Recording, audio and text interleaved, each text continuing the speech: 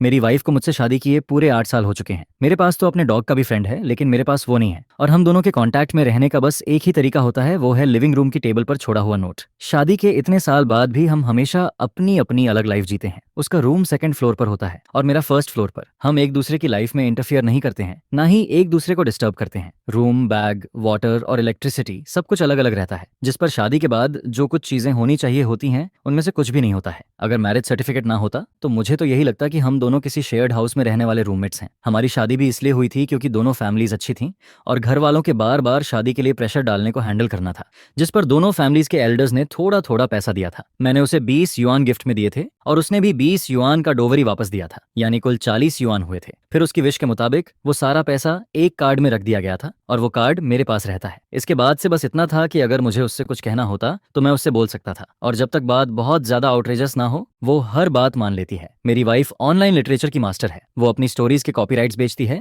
और उसकी इनकम भी काफी हाई होती है, जिस पर हमारी टाइमिंग्स भी पूरी तरह अलग रहती हैं।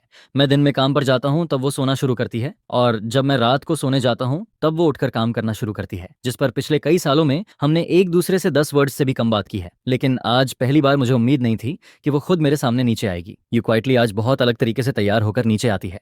उसने ऑरेंज लिपस्टिक लगाई होती है, आई शैडो लगाया होता है और उसने एक शॉर्ट स्कर्ट पहनी होती है जो मैंने उसे पहले कभी पहने हुए नहीं देखा था, जिस पर मैं उसे थोड़ा ज्यादा देर तक देखता रहता हूँ। शायद क्योंकि मैं उसे काफी देर तक देख रहा होता हूँ, इसलिए वो थोड़ा अनकंफर्टेबल फील करने लगती है, जिस पर वो पहले खुद को देखती है, फिर अपने चारों तरफ घूमकर देखती है और आखिर में सिर उठाकर मेरी तरफ देखती है और पूछती है, क्या हुआ, कुछ प्रॉब्लम है? जिसके जवाब में मैं सिर हिलाता हूँ और कहता हूँ, नहीं, अच्छा लग रहा है, तुम बाहर जा रही हो? जिस पर यू क्वाइटली धीरे से सिर हिलाती है और कहती है, हाँ, मैं डेट पर जा रही हूँ। यह सुनते ही मैं अचानक सिर घुमाकर खांसने लगता हूँ। मैं थोड़ा ऑकवर्ड हो जाता हूँ, जिस पर यू क्वाइटली के दिल में थोड़ी सी प्राइड आती है, लेकिन तभी उसे एहसास होता है कि उसने कुछ गलत बोल दिया है। वो जल्दी से कहती है कि उसे आदत है, जब वो अपनी लिटिल सिस्टर्स के साथ बाहर जाती है तब वो हैबिट से उसे भी डेट ही कह देती है। फिर वो जल्दी से जोड़ती है, मैं अपनी बेस्ट फ्रेंड के साथ जा रही हूँ। यह सुनकर मेरे चेहरे का एक्सप्रेशन थोड़ा बेटर होता है, लेकिन फिर भी मुझे समझ नहीं आता कि मुझे क्या कहना चाहिए, जिस पर मैं बस पोलाइटली इतना कहता हूँ, ध्यान से जाना। यू क्वाइटली मेरा चेहरा देखती है, फिर थोड़ा सोचती है और अचानक कहती है, वो फीमेल बेस्ट फ्रेंड है, जिस पर वो फीमेल वर्ड पर खास जोर देती है, जैसे उसे खुद थोड़ा गिल्टी फील हो रहा हो, क्योंकि अगर फीमेल बेस्ट फ्रेंड है तो क्या उसके पास मेल बेस्ट फ्रेंड भी है? शायद यू क्वाइटली सोचती है कि मैं अपने दिल में यही सोच रहा हूँ, जिस पर वो दांत भींचकर फिर कहती है, मेरे पास कोई मेल बेस्ट फ्रेंड नहीं है, मेरे आसपास कोई मेल फ्रेंड भी नहीं है। लेकिन ये बोलने के बाद भी उसे और ज्यादा फील होने लगता है, जैसे उसने कोई चीटिंग की हो और फिर पकड़ी गई हो, जिस पर वो अपना सिर थपथपाती है और अपने दिल से इस गिल्ट को निकालने की कोशिश करती है। उसके आसपास कोई आदमी नहीं है, यहाँ तक कि एक भी ऑनफिशियल कांटेक्ट नहीं है, फिर भी उसे ऐसा गिल्टी क्यों फील हो रहा है, जिस पर उसे लगता है कि शायद मैंने उसकी बात को सीरियसली नहीं लिया, इसलिए वो खुद को और ज्यादा एक्सप्लेन करना चाहती है। लेकिन जितना वो एक्सप्लेन करती है उतना ही उसे लगता है कि वो बिल्कुल उस इंसान जैसी लग रही है जो चोरी करते हुए पकड़ा गया हो। फिर वो जल्दी से सीढ़ियों से नीचे आती है, मेरे सामने खड़ी हो जाती है और बहुत केयरफुली कहती है, लुचाओ, मैं सच में बस अपनी बेस्ट फ्रेंड के साथ बाहर जा रही हूँ। जिस पर मैं पूरी तरह कंफ्यूज हो जाता हूँ। अभी थोड़ी देर पहले तक सब कुछ ठीक था, फिर अचानक पलक झपकते ही उसके चेहरे पर ऐसा एक्सप्रेशन क्यों आ गया है जैसे वो दांत भींच रही हो। मैं अपने दिमाग में सोचता रहता हूँ कि आखिर मैंने इस लड़की को कब ऑफेंड कर दिया। ऐसा नहीं होना चाहिए था, मैंने तो उससे मुश्किल से कुछ वर्ड्स ही बोले थे। लेकिन यू क्वाइटली का टेम्पर सच में बहुत अच्छा नहीं है। मैं साफ महसूस करता हूँ कि उसके चेहरे का एक्सप्रेशन सही नहीं है, जिस पर मैं सिर उठाकर पूछता हूँ, तो क्या आज रात मैं तुम्हारे लिए डोर खुला छोड़ दूं? यह सुनकर यू क्वाइटली कुछ नहीं कहती, बस यही उसका आखिरी जवाब होता है। फिर वो और तेज कदमों से बाहर चली जाती है। उसके जाने के बाद भी मैं अपने दिल में यही सोचता रहता हूँ कि वो आखिर गुस्सा क्यों हुई। लड़की ने सीधे सीधे नहीं कहा था, लेकिन उसके चेहरे से साफ पता चल रहा था कि वो नाराज है। मैं काफी देर तक सोचता रहता हूँ, लेकिन मुझे कोई जवाब नहीं मिलता। मुझे सच में समझ नहीं आता कि एक सेकंड पहले तक कोई इंसान ठीक से बात कर रहा हो और अगले ही सेकंड अचानक बदल जाए, फिर ड्रामा करने लगे। आखिर में मैं बस इसी कंक्लूजन पर पहुंचता हूँ कि लड़कियां बहुत अजीब होती हैं, लेकिन वो गुस्सा थी, जिस पर मैं सोचता हूँ कि क्या मुझे उसे मनाना चाहिए। फिर मैं खुद ही इस बात को छोड़ देता हूँ, क्योंकि यू क्वाइटली को गुस्सा मैंने नहीं दिलाया था, और अगर मैं उससे और ज्यादा बात करता तो शायद मैं कुछ गलत बोल देता और फिर वो सच में और ज्यादा नाराज हो जाती। जिस पर मैं मेन डोर को बंद करता हूँ, लेकिन उसके लिए थोड़ा सा गैप छोड़ देता हूँ ताकि यू क्वाइटली वापस आए तो आसानी से अंदर आ सके। इसके बाद मैं उठकर शॉवर लेने चला जाता हूँ और फिर सो जाता हूँ। और फिर अगली सुबह जब मैं जल्दी उठता हूँ तो सबसे पहले देखता हूँ कि डोर बंद है, जिस पर मुझे पता चल जाता है कि यू क्वाइटली रात को वापस आ गई थी। फिर मैं सीढ़ियों की तरफ चलता हूँ और आदत से ऊपर सेकंड फ्लोर की तरफ देखता हूँ। वहां हमेशा की तरह पूरी शांति होती है, जिसे देखकर मेरे दिल में फिर वही इल्यूजन आने लगता है जैसे यू क्वाइटली कभी नीचे आई ही नहीं थी और ना ही बाहर गई थी। कल रात बाहर जाने के बाद इस टाइम तक यू क्वाइटली को सोना चाहिए था। मैं उसे डिस्टर्ब करने ऊपर नहीं गया, बस एक बार उसकी तरफ देखा और फिर किचन में ब्रेकफास्ट बनाने चला गया। आज भी मैंने ब्रेकफास्ट में सिर्फ एक बाउल नूडल्स और एक एग बनाया। फिर मैं डाइनिंग टेबल पर बैठकर धीरे धीरे खाने लगता हूँ। अभी भी वही एक्सपीडिशन के बाद वाला दिन चल रहा था। मैं सोचता हूँ कि आखिर मेरी शादी हो चुकी है तो ब्रेकफास्ट बनाना कोई बड़ी बात नहीं है। एक इंसान के लिए बनाऊं या दो के लिए कोई खास फर्क नहीं पड़ता, इसलिए मैं दोनों के लिए बना देता हूँ। लेकिन जब मैं ब्रेकफास्ट बनाकर यू क्वाइटली को बुलाने सेकंड फ्लोर पर जाने वाला था, तब मैं उसके रूम के अंदर जा ही नहीं पाया। अंदर से दरवाजा बंद था। मैं बाहर खड़े होकर डोर नॉक करता हूँ, लेकिन यू क्वाइटली पता नहीं सच में सो रही थी या फिर फेक कर रही थी। कुल मिलाकर वो उठती नहीं है, जिस पर आखिर में मैं खुद ही 2 बाउल नूडल्स खा लेता हूँ। और सच कहूँ, उस दिन मैं बहुत बिजी था, लेकिन फिर भी मैं उसके रूम के अंदर नहीं जा पाया, जिस पर मुझे ऐसा फील होने लगता है जैसे मैं खुद को ही बेवकूफ बना रहा हूँ। इसलिए मैं डिसाइड करता हूँ कि जब तक यू क्वाइटली खुद मुझे ऊपर आने के लिए नहीं कहेगी,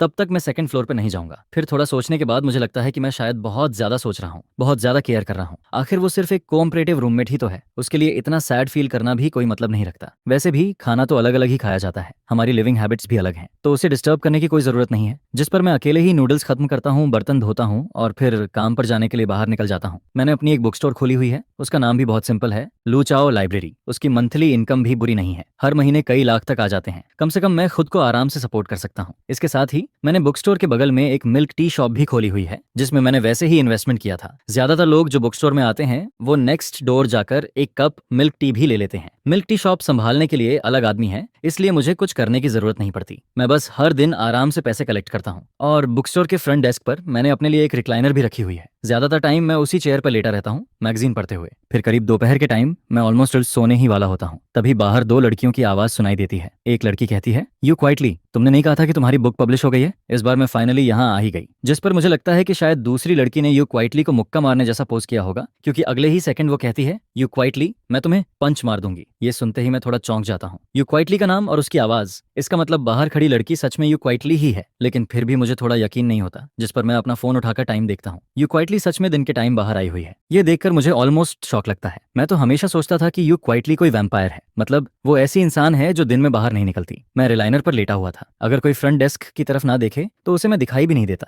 जिस पर मैं धीरे से उठकर सीधा बैठ जाता हूँ ताकि बस मेरा सिर दिखे। वहां 2 लड़कियां खड़ी थीं, उनमें से एक यू क्वाइटली थी और दूसरी उसके साथ आई हुई लड़की थी जिसे मैं नहीं जानता। उस लड़की का लुक यू क्वाइटली से भी ज्यादा टायर्ड लग रहा था, लेकिन फिर भी ये नहीं कहा जा सकता कि वो उससे ज्यादा अच्छी लग रही थी। दोनों बिल्कुल अलग अलग टाइप की गर्ल्स थीं। कल मैंने यू क्वाइटली को अच्छे से तैयार होकर देखा था, इसलिए मुझे लगा था कि वो शायद वही टाइप की लड़की है जो मेकअप करने के बाद बहुत प्रिटी लगती है। लेकिन आज जाकर मुझे समझ आता है कि यू क्वाइटली तो वैसे ही यूथ ड्रामा वाली हीरोइन जैसी लगती है, जिस पर you quietly book store owner को देखने के लिए पलटती है और फिर उसकी नजर मुझ पर पड़ जाती है, जिसे देखकर मुझे अचानक ऐसा फील होता है जैसे मैं चीटिंग करते हुए पकड़ा गया हूँ। मैं उसे ऐसे क्यों देख रहा था? मेरी नजर उसे देखकर ऐसी लग रही थी जैसे मैं रात को उसे सीक्रेटली कॉल करता हूँ, जिस पर यू क्वाइटली ऑलमोस्ट रिफ्लेक्स में अपने बगल वाली बेस्ट फ्रेंड की तरफ उंगली कर देती है। फिर उसके होंठ धीरे से हिलते हैं, जैसे वो कह रही हो, फीमेल फीमेल, जैसे वो मुझे फिर से बता रही हो कि ये लड़की ही उसकी फीमेल बेस्ट फ्रेंड है। लेकिन मैं सोचता हूँ, वो ये सब क्यों कह रही है? क्या वो मुझे किसी से मिलवाना चाहती है? लेकिन यू क्वाइटली इतनी जनरस नहीं हो सकती। अगर वो किसी लड़के के साथ बाहर जाती तो मुझे डेफिनेटली प्रॉब्लम होती, और मुझे पूरा यकीन है कि अगर मैं किसी और लड़की के साथ होता तो उसे भी प्रॉब्लम होती।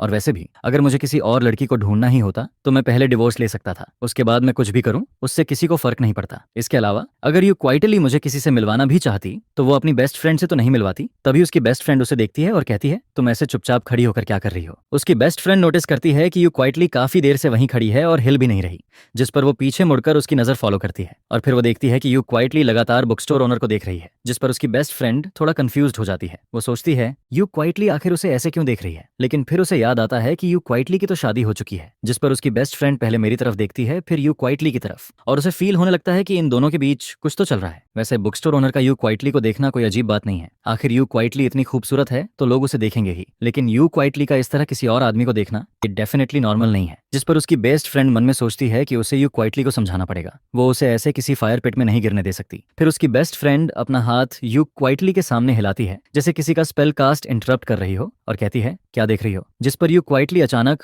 होश में वापस आती है और अगले ही मोमेंट यू क्वाइटली अपनी जान बचाने की तरह जल्दी से अपनी बेस्ट फ्रेंड के कपड़े खींचती है और कहती है, मैं अचानक से बुक स्टोर नहीं जाना चाहती, मैं तुम्हारे लिए बाद में ऑनलाइन ऑर्डर कर दूंगी, फिर वो तुम्हारे घर भेज दूंगी। असल में यू क्वाइटली अपनी बेस्ट फ्रेंड के साथ इस बुक स्टोर में आई थी। उसकी बेस्ट फ्रेंड चाहती थी कि यू क्वाइटली अपनी पब्लिश हुई बुक उससे उसे खुद खरीद कर दे। लेकिन यू क्वाइटली ने बिल्कुल भी एक्सपेक्ट नहीं किया था कि इस बुक स्टोर का ओनर मैं निकलूंगा। वैसे मेरा ओनर होना कोई अजीब बात नहीं थी, लेकिन पता नहीं क्यों इंस्टिंक्टिवली यू क्वाइटली अंदर नहीं जाना चाहती थी। अभी थोड़ी देर पहले वो अपनी बेस्ट फ्रेंड से जो बातें कर रही थी, पता नहीं मैंने सुना था या नहीं, लेकिन यू क्वाइटली हर चीज के लिए वर्स्ट सिचुएशन सोचती है, जिस पर वो क्वाइटली सोचती है कि शायद मुझे उसकी बुक लिखने वाली बात पता होनी चाहिए थी, लेकिन मुझे उसका सीक्रेट नहीं पता था और यू क्वाइटली चाहती भी नहीं थी कि मुझे पता चले। आखिर ये इतना बड़ा सीक्रेट था जो उसके पेरेंट्स तक को नहीं पता था। यू क्वाइटली को हमेशा लगता था कि सीक्रेट्स रखना बहुत शर्म वाली बात है, और जो बुक्स वो लिखती थी उन्हें लेकर तो उसे और भी ज्यादा शर्म आती थी, जिस पर वो तुरंत अपनी बेस्ट फ्रेंड को खींचकर वापस ले जाना चाहती है। लेकिन उसकी बेस्ट फ्रेंड को शायद कुछ समझ नहीं आता। वो उल्टा उसका हाथ पकड़ती है और उसे अंदर खींचते हुए कहती है, डर किस बात का है, ये बस एक बुक स्टोर ही तो है, बुक यहीं मिल जाएगी, फिर ऑनलाइन ऑर्डर क्यों करना है। उसकी बेस्ट फ्रेंड को यू क्वाइटली का ये बिहेवियर थोड़ा अजीब लगता है, लेकिन फिर वो अपने दिमाग में इसका रीजन कुछ और ही बना लेती है। उसे लगता है कि यू क्वाइटली का ऐसा रिएक्ट करना शायद जेलसी की वजह से है, क्योंकि उसने मुझे देख लिया था। जिस पर उसकी बेस्ट फ्रेंड मन में सोचती है कि अगर किसी लड़की का कोई लवर होता है तो वो ऑब्वियसली जेलस होगी। इसी वजह से वो यू क्वाइटली को ऐसे भागने नहीं देना चाहती थी। बाहर वाली औरत कैसी है इससे उसे कोई फर्क नहीं पड़ता, लेकिन वो यू क्वाइटली को ऐसे चुपचाप हारते हुए नहीं देख सकती थी। वैसे बुक स्टोर में जब कोई बुक खरीदने आता है तो उसे किसी सर्विस की जरूरत नहीं होती। ज्यादातर कस्टमर अंदर आते हैं, अपनी पसंद की बुक ढूंढते हैं, फिर या तो बैठकर पढ़ते हैं या पेमेंट करके चले जाते हैं, और कुछ लोग तो बस बुक स्टोर में एसी में बैठकर फोन चलाते रहते हैं। इसलिए मेरे डेली काम में कस्टमर को सर्व करना शामिल नहीं होता। सिर्फ जब किसी को कोई बुक नहीं मिलती तभी मैं उठकर उसकी मदद करता हूँ। जिस पर जब यू क्वाइटली अपनी बेस्ट फ्रेंड के साथ अंदर आती है तब भी मैं अपनी जगह से उठता नहीं हूँ, मैं वहीं बैठा रहता हूँ। इस टाइम यू क्वाइटली सच में भाग जाना चाहती थी। वो सोचती है कि शायद उसे आज बाहर आना ही नहीं चाहिए था, नहीं, उसे इस बुक स्टोर में एंटर ही नहीं करना चाहिए था। वो बिल्कुल वैसे फील कर रही थी जैसे कोई ब्यूटी प्रेसिडेंट वाली विलेन जिसे हीरोइन हर बार हरा देती है, लेकिन आखिर में वो अपनी बेस्ट फ्रेंड की जिद के आगे हार जाती है। थोड़ी देर बाद यू क्वाइटली 2 बुक्स हाथ में लेकर मेरे सामने पेमेंट करने आती है। असल में वो बुक्स उसकी बेस्ट फ्रेंड के लिए थी, इसलिए ऑब्वियसली पेमेंट भी यू क्वाइटली ही करती। लेकिन जब यू क्वाइटली उन बुक्स को लेकर मेरे सामने आती है तब मेरा एक्सप्रेशन थोड़ा बदल जाता है। कोई बहुत बड़ी बात नहीं थी, लेकिन उन दोनों बुक्स को देखकर मुझे कुछ अजीब फील होता है। मैं इस बुक स्टोर का ओनर हूँ, यहाँ रखी हुई हर बुक मैंने खुद रखी है, इसलिए सिर्फ कवर देखकर ही मुझे अंदाजा हो जाता है कि वो कैसी बुक होगी, और जैसा मैंने सोचा था वैसा ही होता है। यू क्वाइटली बहुत शर्माते हुए वो बुक्स मुझे देती है, जिस पर मैं कैजुअली उसकी तरफ देखता हूँ, फिर उन बुक्स के टाइटल पर नजर डालता हूँ। एक का नाम होता है domineering president's contempt for the cooperative wife, और दूसरी का नाम होता है माय जेंटल हग जून। ये देखकर मैं अपने दिल में क्वाइटली हंस देता हूँ। मुझे अचानक लगता है कि यू क्वाइटली सच में बहुत इंटरेस्टिंग लड़की है। ये वही यू क्वाइटली है जो हमेशा बहुत सीरियस और डीप दिखती है, लेकिन वो सीक्रेटली ऐसी बुक्स लिखती है। अब मुझे समझ आता है कि वो अपनी बुक्स के बारे में किसी को क्यों नहीं बताना चाहती थी, क्योंकि उनके टाइटल्स सच में थोड़े एम्बैरेसिंग थे, जिस पर यू क्वाइटली नंब होकर खड़ी रहती है। उसे लगता है कि उसका बॉडी और सोल दोनों अनकंफर्टेबल हो गए हैं। वो मन में सोचती है, दुनिया में मेरे जैसा इंसान कैसे हो सकता है। मैं भले ही सीरियस फेस बनाकर बुक देख रहा हूँ, लेकिन यू क्वाइटली को लगता है कि जब मैं उन टाइटल्स को पढ़ता हूँ तब मेरे माउथ के कॉर्नर पर एक वियर्ड सा स्माइल आ जाता है, जैसे मैं उसका मजाक उड़ा रहा हूँ। लेकिन मैं उतना बोल्ड नहीं था जितनी उसकी बेस्ट फ्रेंड थी, क्योंकि जैसे ही उसकी बेस्ट फ्रेंड ने उन बुक्स के टाइटल देखे वो पीछे खड़ी होकर क्वाइटली हंसने लगती है, जिस पर यू क्वाइटली के सिर पर ब्लैक लाइंस आ जाती हैं। उसे लगता है कि उसके आगे भी भेड़िया खड़ा है और पीछे भी टाइगर, और हम दोनों मिलकर उसे बली कर रहे हैं। फिर उसकी बेस्ट फ्रेंड आगे आती है और उसके शोल्डर पर हाथ मारते हुए कहती है, यू क्वाइटली, डर किस बात का है, इस बुक के टाइटल में ऐसा क्या गलत है। हाँ, थोड़ा अगली है, थोड़ा नहीं, काफी अगली है, लेकिन तुम इससे इतना पैसा कमाती हो। वो अभी भी उसे टीज कर रही थी, लेकिन यू क्वाइटली को बिल्कुल समझ नहीं आता कि इस टाइटल में अगली क्या है। उसे तो ये टाइटल्स बहुत अच्छे लगते थे, जिस पर वो शर्म और गुस्से से भर जाती है। आखिर में वो दांत भींच कर मुझे देखती है और कहती है, पेमेंट। ये बात उसने मुझसे कही थी, जिस पर मैं अपनी हंसी रोकता हूँ। फिर एक बैग निकालता हूँ, उन दोनों बुक्स को उसमें डालता हूँ और वो बैग यू क्वाइटली को दे देता हूँ। फिर मैं धीरे से कहता हूँ, पैसे नहीं चाहिए, अभी जो मैंने हंसी उड़ाई उसे अपोलॉजी समझ लो। वैसे भी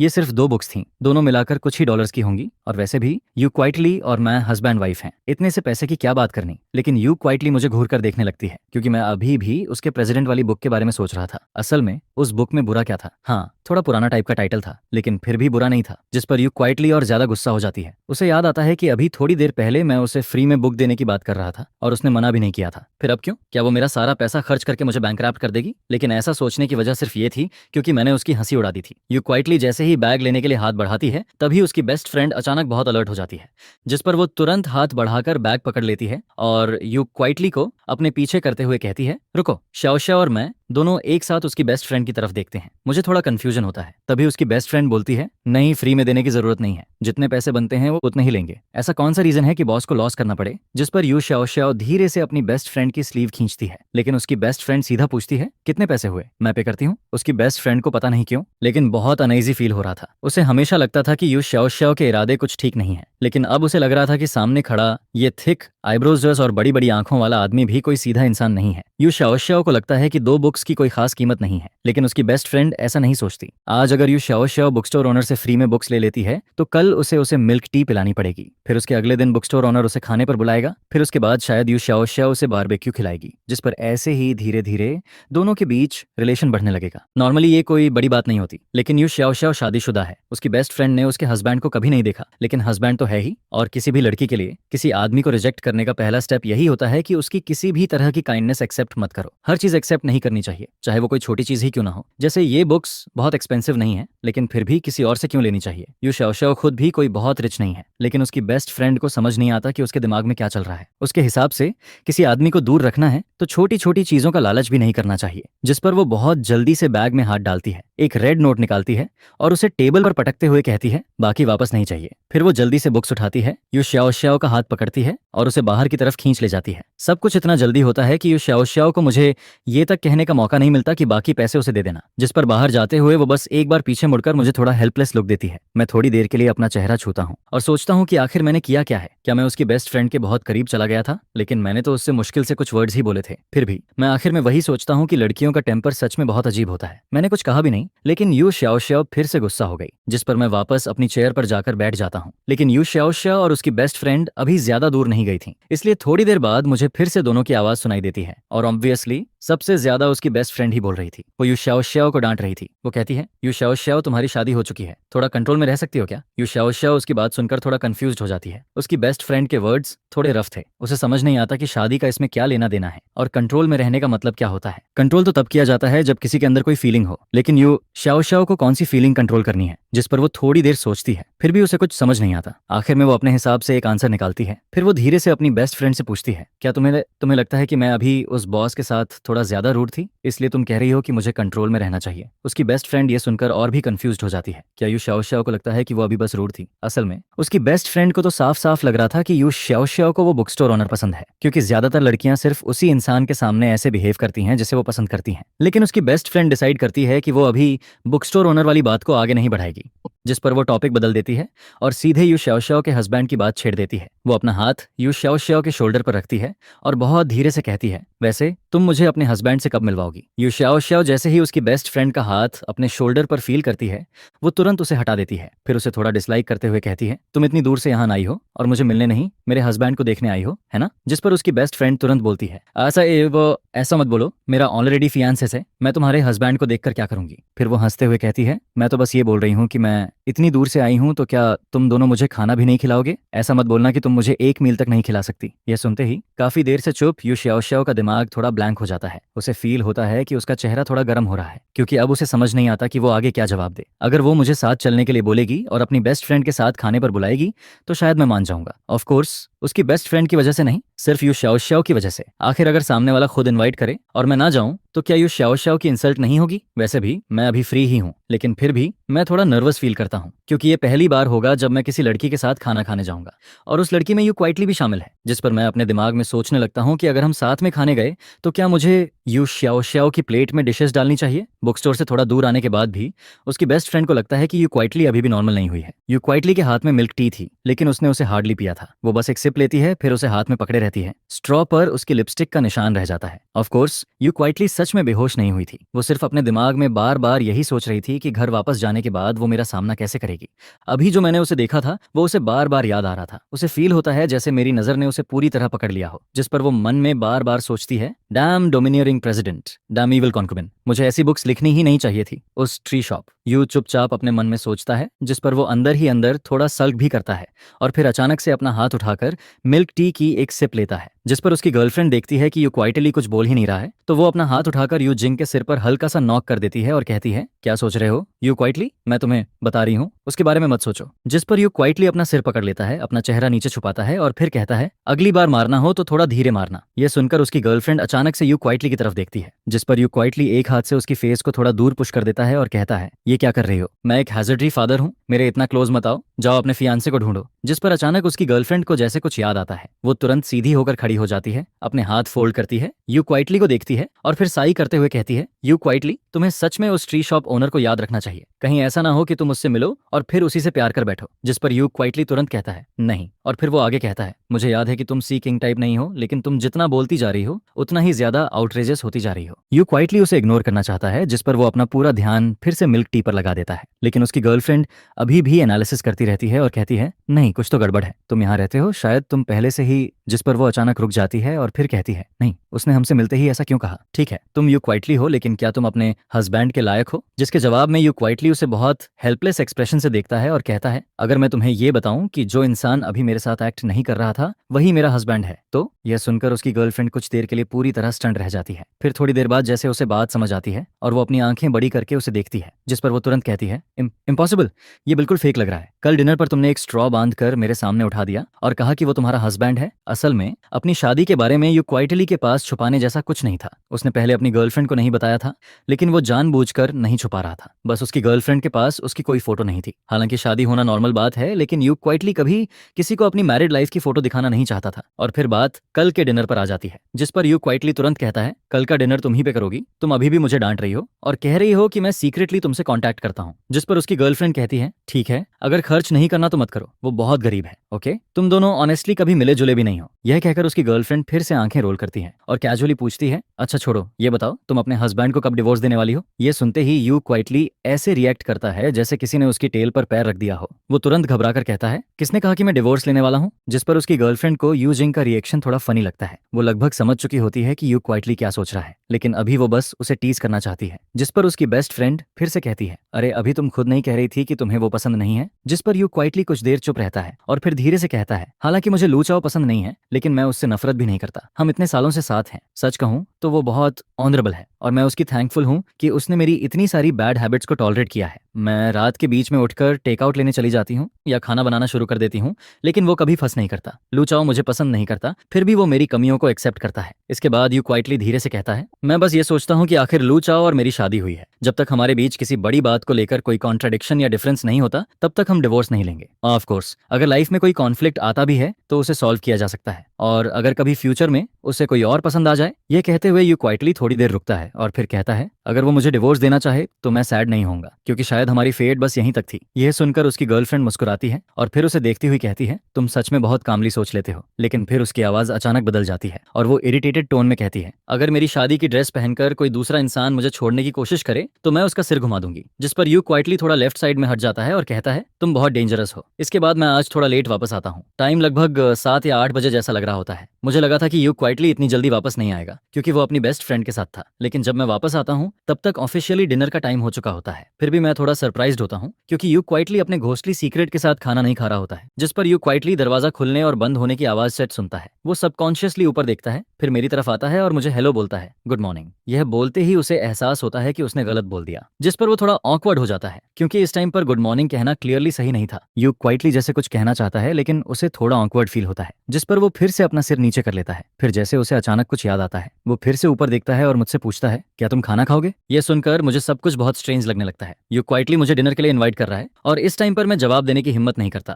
क्योंकि जब दुनिया इतनी अबनॉर्मल लगे तो जरूर कुछ ना कुछ गड़बड़ होती है। मुझे अभी भी याद है कि आज दोपहर यू क्वाइटली ने मुझे एक अजीब नजर से देखा था, जिस पर मैं सोचने लगता हूँ, क्या उस लुक का मतलब ये था कि जब मैं घर वापस आऊंगा तब वो मेरा हिसाब करेगा? मैं दोपहर की बात याद करता हूँ जब मैं उसकी गर्लफ्रेंड के साथ अंदर गया था। फिर मैं ध्यान से सोचता हूँ और रियलाइज करता हूँ कि मैंने उसकी गर्लफ्रेंड से मुश्किल से कुछ बातें ही की थी। और फिर अचानक यू क्वाइटली फिर से अपना सिर थपथपाता है, मेरी तरफ देखता है और कहता है, सॉरी, मैं भूल गया था, मैंने तुम्हारे लिए कुछ बनाया ही नहीं। जिस पर मैं थोड़ा चौक हो जाता हूँ। फिर मैं कहता हूँ, कोई बात नहीं, मैं वापस जाकर खुद बना लूंगा। लेकिन अंदर ही अंदर मैं समझ जाता हूँ कि इस वुमन की इंटेंशंस बिल्कुल भी अच्छी नहीं है। यू क्वाइटली नहीं जानता कि मैं क्या सोच रहा हूँ, लेकिन यू क्वाइटली का रियल में मेरे साथ खेलने का कोई मतलब नहीं होता। लोगों की कॉमन ग्रीटिंग भी यही होती है कि खाना खाया या नहीं, साथ में खाना है क्या? यू क्वाइटली बस कैजुअली पूछता है। वो यूजुअली मेरे साथ नहीं खाता, एंड ऑब्वियसली खाना बनाते टाइम वो किसी और के लिए नहीं बनाता। वैसे एक सर्विंग और बना देना कोई बड़ी बात नहीं होती, लेकिन यू क्वाइटली को ये क्लियर नहीं होता कि मैं खाऊंगा भी या नहीं, और ज्यादा बना दिया तो वेस्ट हो जाएगा। वो खुद भी इतना फिनिश नहीं कर पाता। जिस पर यू क्वाइटली को अचानक कुछ याद आता है। वो मेरी तरफ देखता है और कहता है, वरना तुम एक एग टार्ट खा सकते हो। उसके पास मेरे साथ शेयर करने के लिए और कुछ नहीं होता। उसमें कोई स्टबर्ननेस नहीं होती। वो बस क्वाइटली मेरी तरफ बढ़ जाता है। जिस पर यू क्वाइटली सोचता है कि शायद मैं खाना चाहता हूँ, इसलिए वो अपने चॉपस्टिक्स नीचे रख देता है और टेबल पर रखे एक टार्ट में से एक निकाल लेता है। और जैसे ही मैं पास आता हूँ, यू क्वाइटली वो एक टार्ट निकाल कर मेरी तरफ बढ़ा देता है, जिस पर वो खुद वहीं बैठा रहता है और मैं खड़ा रहता हूँ। हमारी करंट हाइट ऐसी होती है कि यू क्वाइटली को मुझे एक टार्ट देने के लिए उसी पोजीशन में रहना पड़ता है। मैं पहली बार में उसे नहीं लेता,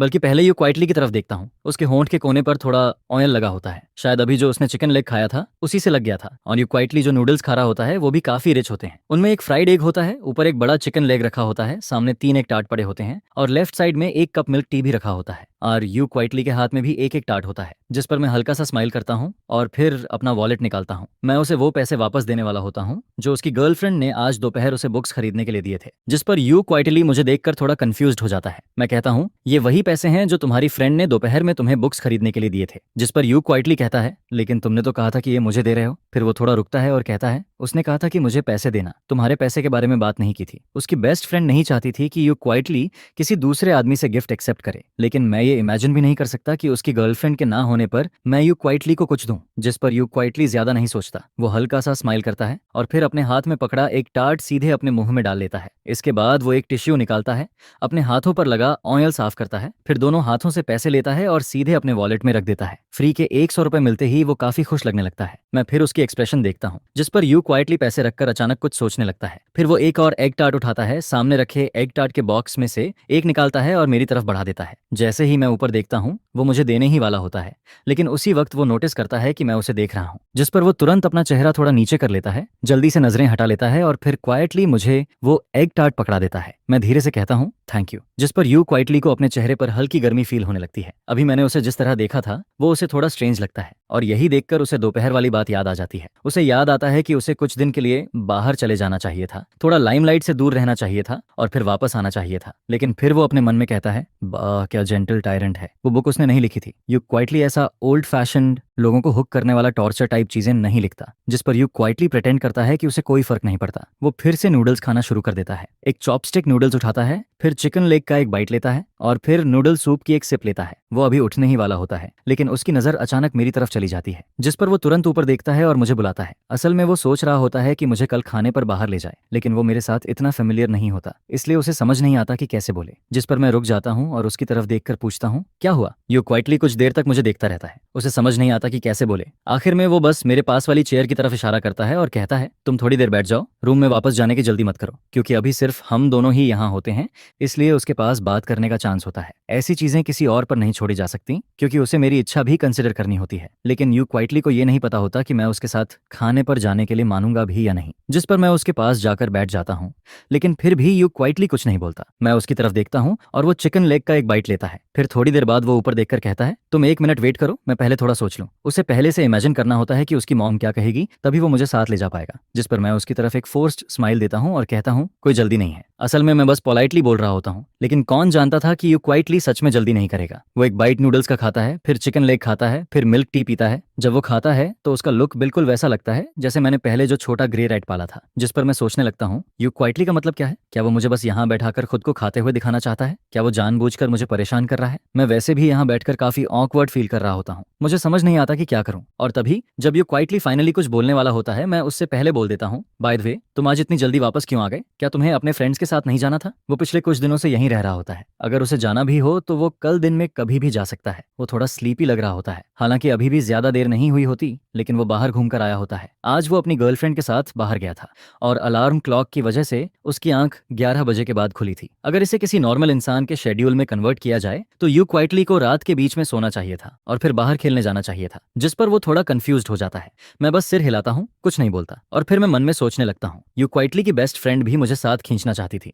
मैं बस वेट कर रहा था कि यू क्वाइटली खुद डिनर वाली बात शुरू करे, लेकिन साफ दिख रहा होता है कि यू क्वाइटली का पूरा ध्यान नूडल्स पर होता है और उसका उस टॉपिक को छेड़ने का कोई इरादा नहीं होता। जिस पर मैं सोचने लगता हूँ, कहीं डिनर कैंसिल तो नहीं हो गया? शायद यू क्वाइटली को बोलने में शर्म आ रही हो। मैं खुद उससे पूछना चाहता हूँ, लेकिन अभी हमारा रिश्ता उस पॉइंट तक नहीं पहुंचा होता और मुझे ये भी नहीं पता होता कि अगर मैं ये बात बोलूँ तो कहीं यू क्वाइटली कुछ और ही ना सोच ले। मैं इन सेंसिटिव बातों की वजह से हस्बैंड वाइफ के बीच कोई झगड़ा भी नहीं करवाना चाहता और कॉन्फ्लिक्ट्स अवॉइड करने का सबसे आसान तरीका यही होता है कि कुछ मत बोलो, क्योंकि बाद में अगर यू क्वाइटली खुद पूछे तो मैं एक्सप्लेन भी नहीं कर पाऊंगा, जिस पर मैं खुद से पूछने का आइडिया छोड़ देता हूँ और सोचता हूँ कि यू क्वाइटली खुद ही बात करेगा। वो हमेशा खुद मेंशन करता है और जैसे ही यू क्वाइटली ये बात करेगा मैं तुरंत एग्री कर दूंगा। मैं कभी भी उसे ऑकवर्ड फील नहीं करवाना चाहता, पता ही नहीं चलता, और यू क्वाइटली बॉल के सारे नूडल्स फिनिश कर देता है। लेकिन जो बात वो मुझसे कहना चाहता था वो अभी तक अपने मन में बना नहीं पाता, जिस पर यू क्वाइटली मिल्क टी उठाता है और उसे पीते हुए खुद को काम करने लगता है। वो मन में सोचता है अभी नहीं बोल सकता, थोड़ा और वेट करना पड़ेगा, जिस पर मुझे सच में लगने लगता है कि शायद वो बस चाहता है कि मैं उसे खाते हुए देखता रहूं। मैं देखता हूँ कि यू क्वाइटली खाना खत्म कर चुका है, इसलिए मैं हल्का सा स्माइल करके पूछता हूँ, तुम तो कुकिंग में अच्छे हो ना, फिर टेकआउट क्यों मंगाते हो? जिस पर यू क्वाइटली बहुत शॉर्ट में जवाब देता है, क्योंकि मैं लेजी हूँ, खाना बनाने के बाद बर्तन भी धोने पड़ते हैं और उससे मेरी नींद खुल जाती है। उसकी बात सुनकर मैं कुछ देर के लिए रुक जाता हूँ, फिर थोड़ी देर बाद मैं कहता हूँ, लेकिन हर टाइम टेकआउट खाना भी सही नहीं है, हेल्थ के लिए अच्छा नहीं होता। जिस पर यू क्वाइटली बस सिर हिला देता है, लेकिन देखकर ही समझ आ जाता है कि उसने बात सुनी जरूर है पर मानी नहीं है। मैं भी ज्यादा कुछ नहीं कहता, आखिर यू क्वाइटली इतना बड़ा है कि उसे खुद डिसाइड करना चाहिए कि क्या सही है और क्या नहीं। जिस पर यू क्वाइटली नीचे बाउल में बचे सूप को देखता रहता है। वो काफी देर तक मन में सोचता रहता है और आखिर में हिम्मत करके मेरी तरफ देखता है। फिर वो धीरे से मेरा नाम लेता है। मैं उसकी तरफ देखता हूँ और पूछता हूँ क्या हुआ, लेकिन यू क्वाइटली कुछ नहीं बोल पाता। वो बस मेरा चेहरा देखता रहता है और आखिर में जो बात उसे कहनी चाहिए थी वो फिर से अपने दिल में दबा देता है। फिर वो कहता है कुछ नहीं, मैं डिशेस धोने जा रहा हूँ। इतना कहकर वो उठता है, नूडल बाउल उठाता है और किचन की तरफ चला जाता है। मैं उसकी पीठ को देखता रहता हूँ और मन में सोचता हूँ यू क्वाइटली मुझसे कहना क्या चाहता था। इतनी सी बात बोलना उसके लिए इतना मुश्किल क्यों हो रहा है। और तभी मेरे मन में एक खराब थॉट आता है, क्या यू क्वाइटली मुझसे डिवोर्स लेना चाहता है? क्योंकि इसके अलावा कोई और रीजन समझ नहीं आता कि वो इतना हेजिटेट क्यों कर रहा है। यू क्वाइटली हमेशा से बहुत सॉफ्ट नेचर का रहा है, इसलिए अगर उसे कोई हर्ट करने वाली बात कहनी हो तो वो पहले बहुत सोचता है कि कैसे बोले ताकि सामने वाले को कम से कम तकलीफ हो। अगर बात सच में डिवोर्स की है तो इसमें किसी की गलती नहीं कही जा सकती, बस यही कहा जा सकता है कि हमारी फेट बस यहीं तक थी, इसलिए अलग होना आसान रहेगा। लेकिन फिर भी मुझे अंदर से थोड़ा रिग्रेट होता है, थोड़ा डिप्रेस्ड भी फील होता है। आखिर अगर मेरा डिवोर्स हो गया तो शायद मुझे यू क्वाइटली जैसा अच्छा पार्टनर दोबारा ना मिले। जिस पर मैं अंदर ही अंदर एक लंबी सांस लेता हूँ। मैं चेयर पर बैठा कुछ देर तक सोचता रहता हूँ। ज्यादा देर नहीं होती और यू क्वाइटली किचन से वापस आ जाता है। वो मुझे एक कॉम्प्लिकेटेड नजर से देखता है और फिर मैं उठकर ऊपर चला जाता हूँ, जिस पर मैं नोटिस करता हूँ कि यू क्वाइटली अभी भी मुझे देख रहा होता है।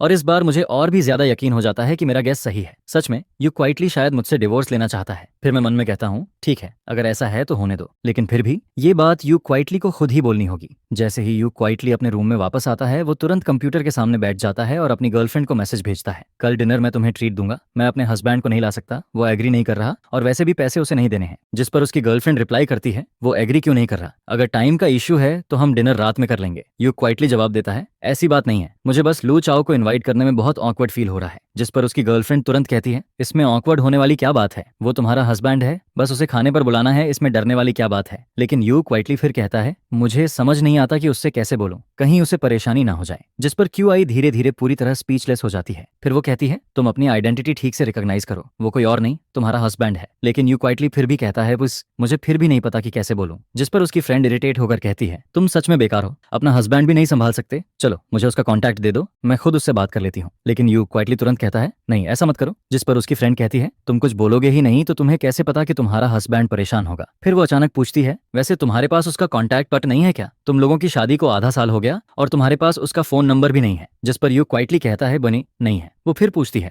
तो तुम लोग नॉर्मली कांटेक्ट कैसे करते हो? यू क्वाइटली धीरे से जवाब देता है, हम कांटेक्ट ही नहीं करते। इतना सुनते ही उसकी फ्रेंड का अवतार ग्रे हो जाता है और वो ऑफलाइन चली जाती है। शायद वो यू क्वाइटली पर गुस्सा हो गई थी, लेकिन थोड़ी देर बाद वो फिर से ऑनलाइन आती है और फिर वो यू क्वाइटली को एक नया टास्क भेजती है, अपने हस्बैंड का फोन नंबर और उसका कॉन्टैक्ट लेकर आओ, रिवॉर्ड में मैं तुम्हें तुम्हारे हस्बैंड के फ्रेंड्स और उसका नंबर दूंगी। जिस पर यू क्वाइटली फोन की स्क्रीन पर लिखी उस लाइन को चुपचाप देखता रहता है और फिर वो गहरी सोच में पड़ जाता है। किसी से उसका कॉन्टैक्ट मांगना यू क्वाइटली ने पहले कभी नहीं किया था। वो रास्ते में किसी का भी नंबर लेने में ऑकवर्ड फील करता था और ऊपर से मुझे किसी आदमी का कॉन्टैक्ट क्यों चाहिए होगा। लेकिन फिर उसे ची की बात याद आती है, वो सही कह रही थी, मैं उसका हस्बैंड हूँ, कोई और नहीं। अगर उसके पास मेरा कॉन्टैक्ट होगा तो शायद वो ऑनलाइन मुझसे ठीक से बात कर पाएगा। जिस पर यू क्वाइटली दांत भींचता है, फोन लॉक करता है और फोन लेकर नीचे चला जाता है। वो मुझे ढूंढना चाहता है। अभी भी ज्यादा रात नहीं हुई होती, इसलिए मैं सोया नहीं होऊंगा। यू क्वाइटली मेरे रूम के बाहर पहुंचता है। डोर पूरी तरह बंद होता है और कमरे की साउंड प्रूफिंग भी काफी अच्छी होती है। जब तक अंदर ज्यादा आवाज ना हो बाहर वाले को कुछ सुनाई नहीं देता, जिस पर यू क्वाइटली धीरे से डोर नॉक करता है, गला साफ करता है और कहता है, लुचाओ तुम सो गए क्या? अगर मैं सच में सो गया होता तो शायद उसकी इस आवाज से भी नहीं उठता, इसलिए यू क्वाइटली दोबारा नॉक करने ही वाला होता है। तभी अंदर से मेरी आवाज आती है, 1 मिनट, मैं अभी आता हूँ। असल में मैं सोया नहीं होता। इतनी जल्दी सोना आजकल के लोगों के हिसाब से थोड़ा वियर्ड लगता है। हालांकि मेरी एक्टिंग यू क्वाइटली जितनी ज्यादा नहीं होती, लेकिन मैं भी यूजुअली 11 या 12 बजे के बाद ही सोता हूँ। मैं बस ये सोच रहा होता हूँ कि यू क्वाइटली आखिर मुझे ढूंढने आ ही गया, अब जो होना है वो होगा। जिस पर यू क्वाइटली कहता है, तो मैं लिविंग रूम में वेट करता हूँ, तुम वहीं आ जाना। इतना कहकर वो हाथ नीचे करता है, मुड़ता है और लिविंग रूम की तरफ चला जाता है। थोड़ी देर बाद मैं कपड़े बदलकर रूम से बाहर आता हूँ। डोर पर खड़े होकर मैं देखता हूँ कि वो लड़की सोफा पर बहुत सीधी होकर बैठी होती है। वो बिल्कुल सीधे बैठी होती है, फोन उसके हाथ में होता है और उसके चेहरे पर साफ नर्वसनेस दिख रही होती है। यू क्वाइटली सिर नीचे किए बैठा होता है। मैं साफ देख सकता हूँ कि वो बहुत नर्वस है, जिस पर मैं मन में सोचता हूँ, आ गया वो मोमेंट। इतने सालों से चल रही ये शादी शायद यहीं खत्म होने वाली है। मैं अपने चेहरे के एक्सप्रेशन को कंट्रोल करता हूँ, मन की सारी बातें दबा देता हूँ और यू क्वाइटली की तरफ चलने लगता हूँ। जैसे ही यू क्वाइटली मुझे आता हुआ देखता है, वो भी तुरंत खड़ा हो जाता है, फोन नीचे रख देता है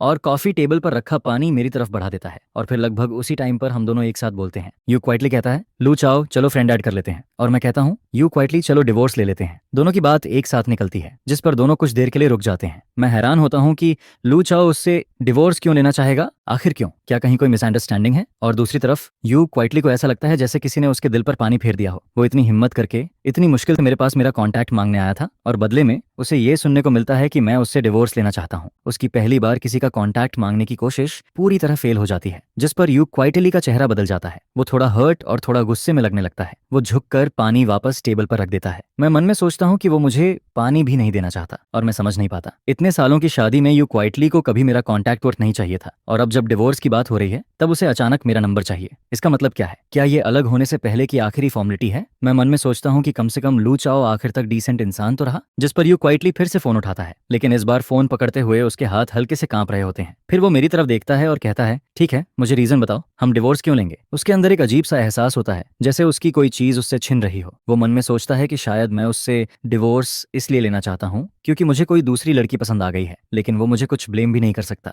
आखिर वो खुद कोई परफेक्ट वाइफ नहीं था। उसकी बात सुनकर मैं कुछ देर के लिए चुप हो जाता हूँ। यू क्वाइटली मुझसे डिवोर्स का रीजन मांग रहा होता है, लेकिन डिवोर्स की बात तो वही चाहता था ना? क्या उसे वैसे नहीं करना चाहिए था जैसे पुराने टाइम के लोग करते थे, चुपचाप मुड़कर चले जाना और खुद ही डिवोर्स की बात करना? लेकिन अब वो मुझसे कह रहा होता है कि मैं डिवोर्स चाहता हूँ, अगर जाना है तो चले जाओ, मैं मना नहीं करूंगा। लेकिन ये बात मेरे सिर पर क्यों डाल रहे हो? इस टाइम यू क्वाइटली का रिएक्शन मेरे लिए अनएक्सपेक्टेड होता है, जिस पर मैं ज्यादा सोचने लगता हूँ। लेकिन फिर मुझे लगता है, डिवोर्स के अलावा और क्या रीजन हो सकता है? और वो मुझसे कुछ और बात करने में इतना हेजिटेट भी क्यों करेगा? अगर बात पैसे की होती तो यू क्वाइटली जैसे नॉवेल पब्लिश करने वाले ऑथर के पास पैसों की कमी तो नहीं होती। फिर अचानक यू क्वाइटली धीरे से कहता है, मैंने कभी नहीं सोचा कि मैं तुमसे डिवोर्स लूंगा। अपने बारे में इतना मत सोचो और ब्लेम मेरे ऊपर मत डालो। उसकी बात सुनकर मुझे लगता है जैसे दुनिया खत्म होने वाली है। मुझे तो लगने लगता है कि थोड़ी देर में शायद मुझे उसके सामने घुटनों पर बैठकर माफी मांगनी पड़ेगी। मैं अंदर ही अंदर हल्का सा हंसता हूँ, लेकिन फिर भी मुझे लगता है कि कुछ गड़बड़ है। दूसरी तरफ यू क्वाइटली के अंदर अभी भी गुस्सा भरा होता है, जिस पर वो फिर पूछता है, तुमसे किसने कहा कि मैं डिवोर्स लेना चाहता हूँ? कौन ऐसी बेकार बातें कर रहा है? और जो इंसान डिवोर्स लेना चाहता है वो क्या ऐसा दिखता है? जैसे ही यू क्वाइटली ये कहता है, मैं तुरंत सिर नीचे कर लेता हूँ। मेरा रिएक्शन इतना फास्ट होता है कि यू क्वाइटली भी सरप्राइज हो जाता है। मैं जल्दी से कहता हूँ, नहीं, तुम्हारी वजह से नहीं, मेरी गलती थी। मैं सीधा अपनी गलती मान लेता हूँ, जिस पर यू क्वाइटली कुछ देर के लिए स्पीलेस हो जाता है। असल में वो मुझे थोड़ा डांटना चाहता था, लेकिन फिर उसे लगता है कि अभी हमारा रिश्ता इतना क्लोज नहीं है कि वो ऐसा करे, और फिर उसे और ज्यादा गुस्सा आने लगता है। लेकिन मैं इतनी जल्दी गलती मान लेता हूँ कि उसका सारा गुस्सा वहीं रुक जाता है, जैसे मैंने पहले ही तेज नाइफ से उसका अटैक रोक दिया हो। जब मैं देखता हूँ कि उसका चेहरा थोड़ा नॉर्मल हुआ है तो मैं जल्दी से एक्सप्लेन करता हूँ, तुम पहले मुझसे कुछ कहना चाहते थे, लेकिन तुम इतने ऑकवर्ड लग रहे थे, इसलिए तुम्हें लगा था कि मैं तुमसे डिवोर्स लेने वाला हूँ। लेकिन अभी तक भी मुझे समझ नहीं आता है कि यू क्वाइटली आखिर मुझसे क्या कहना चाहता है। जिस पर यू क्वाइटली चुपचाप अभी अभी डाला हुआ पानी का एक साइप लेता है ताकि अपने शौक को दबा सके, और साथ ही साथ यू क्वाइटली ये भी सोच रहा होता है कि उसे आगे क्या कहना चाहिए, क्योंकि यू क्वाइटली को लगता है कि अगर वो बहुत ज्यादा फियरस हो गया तो मैं डर जाऊंगी, और अगर वो बहुत सॉफ्ट हो गया तो मुझे लगेगा कि उसे आसानी से मनाया जा सकता है, जिस पर आगे कभी भी किसी भी सिचुएशन में मैं डिवोर्स फाइल कर सकती हूँ। इसी बीच मैं अचानक उससे पूछती हूँ, बहुत डरावना है? जिसे सुनकर यू क्वाइटली एकदम कंफ्यूज हो जाता है, जिस पर वह फिर से पानी पीता है और उसके बाद बहुत सीरियस होकर जवाब देता है, क्योंकि मैं गुस्से में था और मुझे अपना गुस्सा कम करने के लिए पानी चाहिए था। जिस पर मैं अपने पीछे की तरफ इशारा करती हूँ और कहती हूँ, तो मैं बेवजह ही टेंशन फ्री हो गई। अगर तुम्हें गुस्सा कम करना है तो तुम मेरे पास आ सकते हो, मेरे पास हनीस्कल है, अगर उससे टी बनाओगे तो वह सबसे अच्छा फायर कम करता है। यह सुनकर यू क्वाइटली थोड़ा ऊपर देखता है, फिर अपनी आंखें ब्लिंक करता है और उसके बाद हल्का सा मुस्कुराता है, लेकिन वह स्माइल बिल्कुल भी नॉर्मल नहीं लगती है। बल्कि एकदम ऐसी लगती है जैसे वह अंदर से टूट रहा हो। फिर वह पूछता है, तो जब तुम गुस्सा होती हो तब क्या तुम भी पानी पीकर ठीक हो जाती हो? जिसके जवाब में मैं सिर हिलाकर कहती हूँ, नहीं, मैं तुम्हारी तरह मैजिकल नहीं हूँ, लेकिन मैं सोकर ठीक हो जाती हूँ। एक रात की नींद के बाद मैं फिर गुस्सा नहीं रहती। यह सुनकर यू क्वाइटली कुछ देर के लिए बिल्कुल स्पीचलेस हो जाता है। फिर वह पानी पीता है, खुद को काम करता है और उसके बाद फिर से पूछता है, तो तुझे क्या तुम डिवोर्स चाहती हो? असल में यू क्वाइटली अभी मुझसे ठीक से बात करना चाहता है, लेकिन उसके लिए इतने लंबे वर्ड्स बोलना बहुत मुश्किल होता है। वह हमेशा से सोशल बातों में बहुत शय रहा है। जैसे पहले कॉलेज कैफेटेरिया में अगर उसके राइस में कुछ गंदा निकल आता था या कुछ कम होता था तो यू क्वाइटली कभी जाकर कंप्लेन नहीं करता था। वह या तो चुपचाप राइस फेंक देता था या फिर वैसे ही खा लेता था। और कभी कभी बहुत देर बाद मुझे पता चलता था, जिस पर मैं यू क्वाइटली को साथ लेकर स्टोर वाले से बात करने जाती थी। धीरे धीरे यू क्वाइटली को बहुत प्रोटेक्ट किया गया था। लोगों से जुड़ी हुई सारी मुश्किल बातें उसके लिए हमेशा किसी और ने संभाली थी, जिस पर अब यू क्वाइटली कहना चाहता है कि वह असल में बात करना चाहता है। अगर मैं सच में उससे डिवोर्स लेना चाहती हूँ तो वह मुझे रोकेगा नहीं, क्योंकि पिछले 6 महीनों में शादी के बाद से मैंने भी बहुत कुछ सहा था। एक तरफ मैं एक नॉर्मल मैरिज को निभा रही थी और दूसरी तरफ मैं अभी भी अपनी लॉयल्टी को बचाए हुए थी। लेकिन ये सारी बातें यू क्वाइटली के लिए बोलना बहुत मुश्किल होता है। उसे लगता है कि ऐसे थॉटफुल वर्ड्स उसके मुंह से निकलते ही नहीं है, ठीक वैसे ही जैसे वह कभी प्यार भरी बातें नहीं कह पाता है। इसलिए आखिर में वह सिर्फ इतना ही पूछता है, तो क्या तुम डिवोर्स चाहती हो? जिस पर मैं ड्राई लाफ करती हूँ और कहती हूँ, ओ मैं ऑफ कोर्स नहीं, मैं जाना नहीं चाहती। अगर मेरा डिवोर्स हो गया तो मेरा फैमिली फिर से मुझे फोर्स करेगा और अगली लड़की जिससे मेरी फैमिली मुझे मिलवाएगी वह शायद यू क्वाइटली से बेटर भी ना हो। और वैसे भी मुझे शादी पर इतना भरोसा नहीं है। अगर दो लोग एक दूसरे के साथ समहाउ एडजस्ट कर लें तो वही काफी है। इसके बाद मैं आगे कहती हूँ, लेकिन हमें दुनिया के एंड जैसा बिहेव करने की जरूरत नहीं है। हम बस सोल्जर्स की तरह पास रह सकते हैं। जिस पर मैं पूरा चॉइस यू क्वाइटली के हाथ में छोड़ देती हूँ। अगर यू क्वाइटली कहे कि वह साथ रहना चाहता है तो हम साथ रहेंगे, और अगर वह कहे कि उसे जाना है तो फिर हम अलग हो जाएंगे। मैं हुआगुओ माउंटेन वापस चली जाऊंगी और यू क्वाइटली वापस ल्यूशाहे चला जाएगा, और उसके बाद हम हमेशा के लिए अलग हो जाएंगे। यह सुनकर यू क्वाइटली के सिर में दर्द होने लगता है, क्योंकि वह समझ ही नहीं पाता कि मैं आखिर चाहती क्या हूँ। उसे कैसे पता चले कि कौन सा आंसर मुझे खुश करेगा।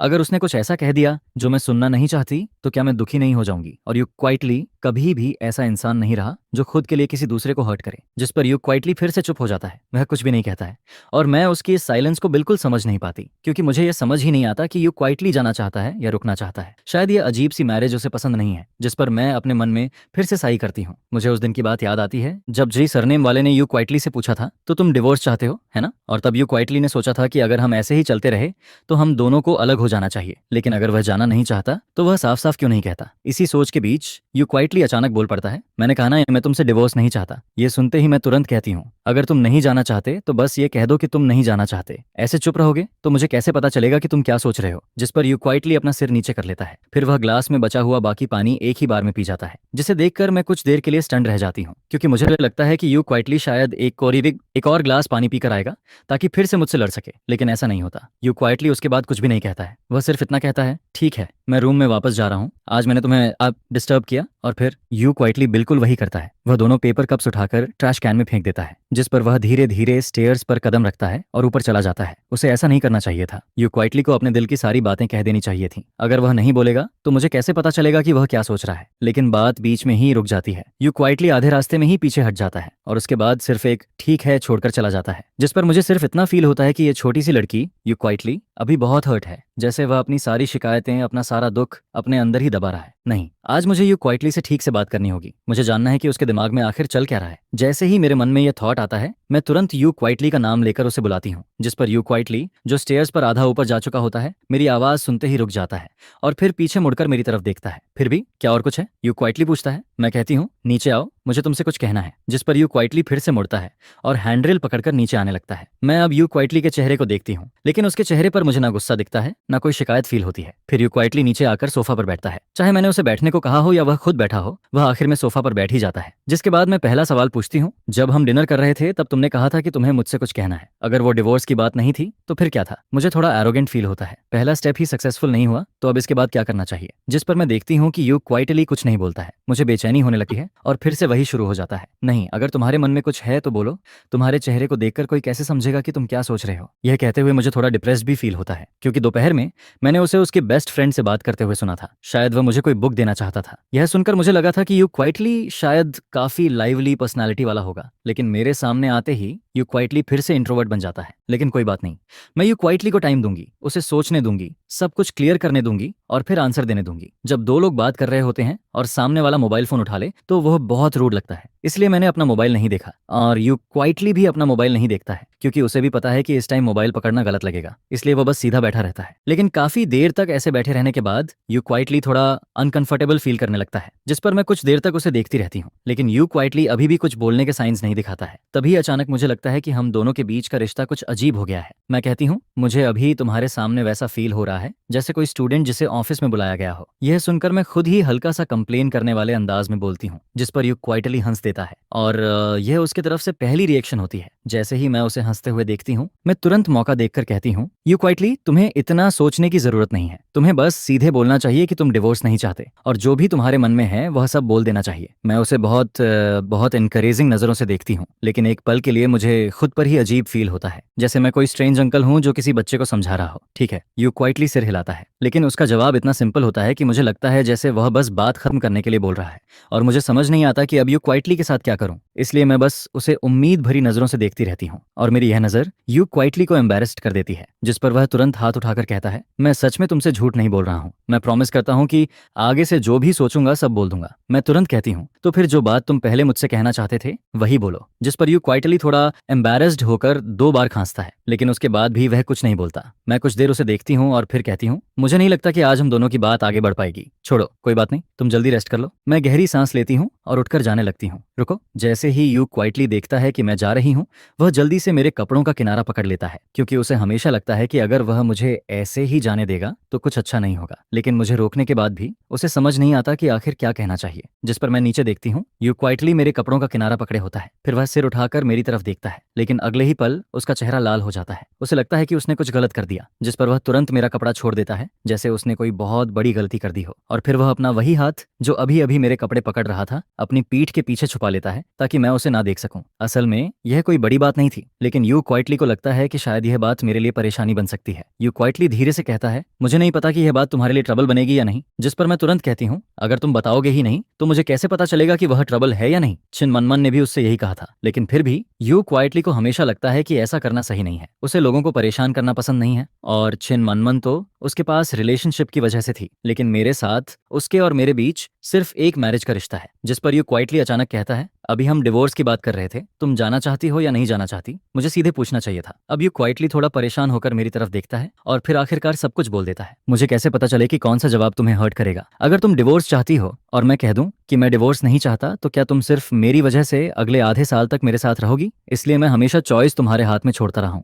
मैं चाहता था कि फैसला तुम करो। फिर वो मेरी तरफ देखता है और कहता है, तुम बस मुझे एक क्लियर आंसर दे दो, चाहे तुम जाना चाहती हो या नहीं जाना चाहती। इन दोनों में से कोई एक आंसर दे दो। फिर मुझे क्यों पूछना चाहिए कि मैं क्या चाहता हूँ? इस बार यू क्वाइटली बहुत कुछ बोल देता है और मैं उसकी सारी बातें बहुत ध्यान से सुनती हूँ। जब वह बोलना खत्म करता है तब मुझे समझ आता है कि यू क्वाइटली बहुत ज्यादा सोचता है, लेकिन हमेशा सिर्फ दूसरों के बारे में सोचता है, कभी खुद के बारे में नहीं। जिस पर मैं उससे पूछती हूँ, क्या तुम्हारी फीलिंग्स इंपॉर्टेंट नहीं है? मैंने उसके बारे में बहुत सोचा था, इसलिए जब मैंने उससे कहा कि मैं डिवोर्स नहीं चाहती, तब मैंने पूरा फैसला उसके हाथ में छोड़ दिया था, क्योंकि उस टाइम मुझे समझ नहीं आ रहा था कि यू क्वाइटली क्या चाहता है। मैरिज तभी चलती है जब दोनों लोग उसे चलाना चाहते हों। अगर एक इंसान ही उसे निभाना चाहता रहे और दूसरा नहीं, तो फिर उसका कोई मतलब नहीं होता। इसलिए चॉइस उसके हाथ में देना कोई बड़ी बात नहीं थी। मुझे बस इतना चाहिए था कि यू क्वाइटली अपने मन की बात बता दे। उसके बाद हम दोनों मिलकर डिसाइड कर सकते थे कि आगे क्या करना है। लेकिन मैंने नहीं सोचा था कि प्रॉब्लम सिर्फ इतनी सी होगी। यह सुनकर यू क्वाइटली एकदम स्टंडन रह जाता है। वह धीरे से अपना मुंह खोलता है और ऑफ कोर्स मेरे थॉट्स इंपॉर्टेंट हैं, लेकिन मैं इंपॉर्टेंट हूँ, फिर भी मैं पहले तुम्हारे थॉट्स की फिक्र करता हूँ। ये मैरिज आगे चल सकती है या नहीं, क्या उसका फैसला सिर्फ मैं कर सकता हूँ? मैं यू क्वाइटली को देखती हूँ और फिर कहती हूँ, लेकिन तुमसे पहले मैं पहले ही बोल चुकी हूँ कि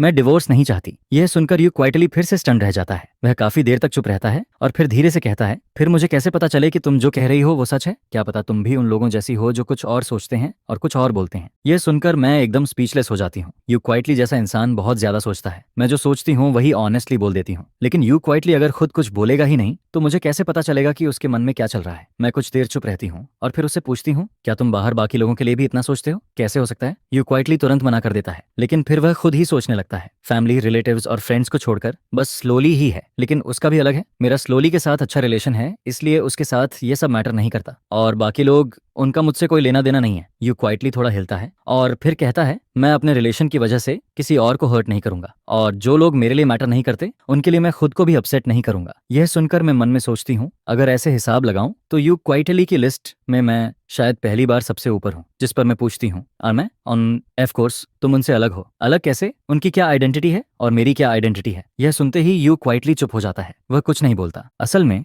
यह एकदम नॉर्मल सवाल था, लेकिन ना जाने क्यों यू क्वाइटली को यह सवाल कुछ अलग ही फील करवाता है, जैसे मैं उसके लिए कोई स्पेशल पर्सन हूँ। मैं फिर पूछती हूँ, तो फिर मेरी आइडेंटिटी क्या है? मैं बस ये सुनना चाहती हूँ कि यू क्वाइटली खुद अपने मुंह से बोले, लेकिन यू क्वाइटली फिर भी नहीं बोलता। शायद वह कहना चाहता है, कन्वी तुम मेरे हस्बैंड हो, लेकिन उसके लिए यह लाइन बोलना बहुत ज्यादा ऑकवर्ड है, क्योंकि अगर वह ऐसी बातें बोलेगा तो शायद फिर उसे लगेगा कि लोग उसे चिढ़ाएंगे या कहेंगे कि वह बहुत इमोशनल हो रहा है, जिस पर यू क्वाइटली का चेहरा फिर से लाल हो जाता है। वह कुछ भी नहीं बोल पाता। उसका एक्सप्रेशन देखकर मैं अचानक हंस देती हूँ, क्योंकि अब मुझे समझ आने लगता है मैं यू क्वाइटली के लिए सिर्फ एक नॉर्मल रूममेट नहीं हूँ जो बस उसी घर में रहता है। हालांकि मेरे मन में यू क्वाइटली के लिए वैसे फीलिंग्स नहीं है, लेकिन फिर भी मेरे दिल में थोड़ा अच्छा फील होता है, बिल्कुल वैसे जैसे स्कूल के टाइम कोई लड़की मुझे पसंद करती थी। भले ही मैं उससे बात ना करता हूँ, लेकिन फिर भी अंदर से थोड़ा खुश फील होता है। और अब मुझे समझ आता है कि यू क्वाइटली मुझे अपने दिल में हस्बैंड मानता है, लेकिन कुछ चीजों में वह मुझे हस्बैंड की तरह ट्रीट नहीं करता, जैसे उसके मन में राइट्स और रिस्पॉन्सिबिलिटी बराबर नहीं है। उदाहरण के लिए यू क्वाइटली को हमेशा डर लगता है कि वह मुझे ट्रबल देगा। उसके मन में वह खुद मुझसे कुछ एक्सपेक्ट कर सकता है, लेकिन मुझे उससे कुछ एक्सपेक्ट नहीं करना चाहिए। यह सोचकर मुझे यू क्वाइटली के बारे में एक नई बात समझ आती है। वह बहुत जेंटल है, इतना जेंटल कि कभी कभी जरूरत से ज्यादा। अगर मैं उसकी जगह होता तो मैं इतना नहीं सोचता। जिस पर मैं हिम्मत करके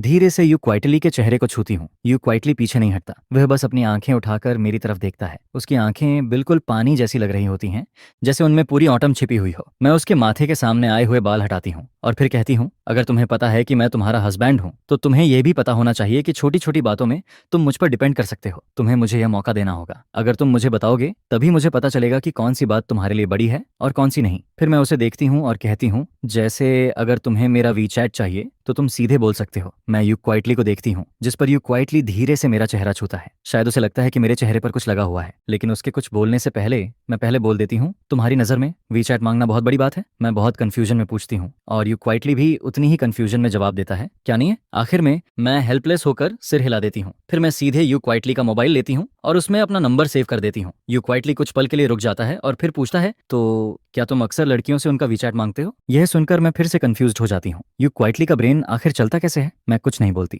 जिस पर यू क्वाइटली को अचानक एहसास होता है कि उसका सवाल थोड़ा अजीब था, इसलिए वह जल्दी से कहता है, मैं बस पूछ रहा था। अगर तुम सच में किसी से बात करना चाहते हो तो तुम सीधे बोल सकते हो, हम नॉर्मली बात कर सकते हैं।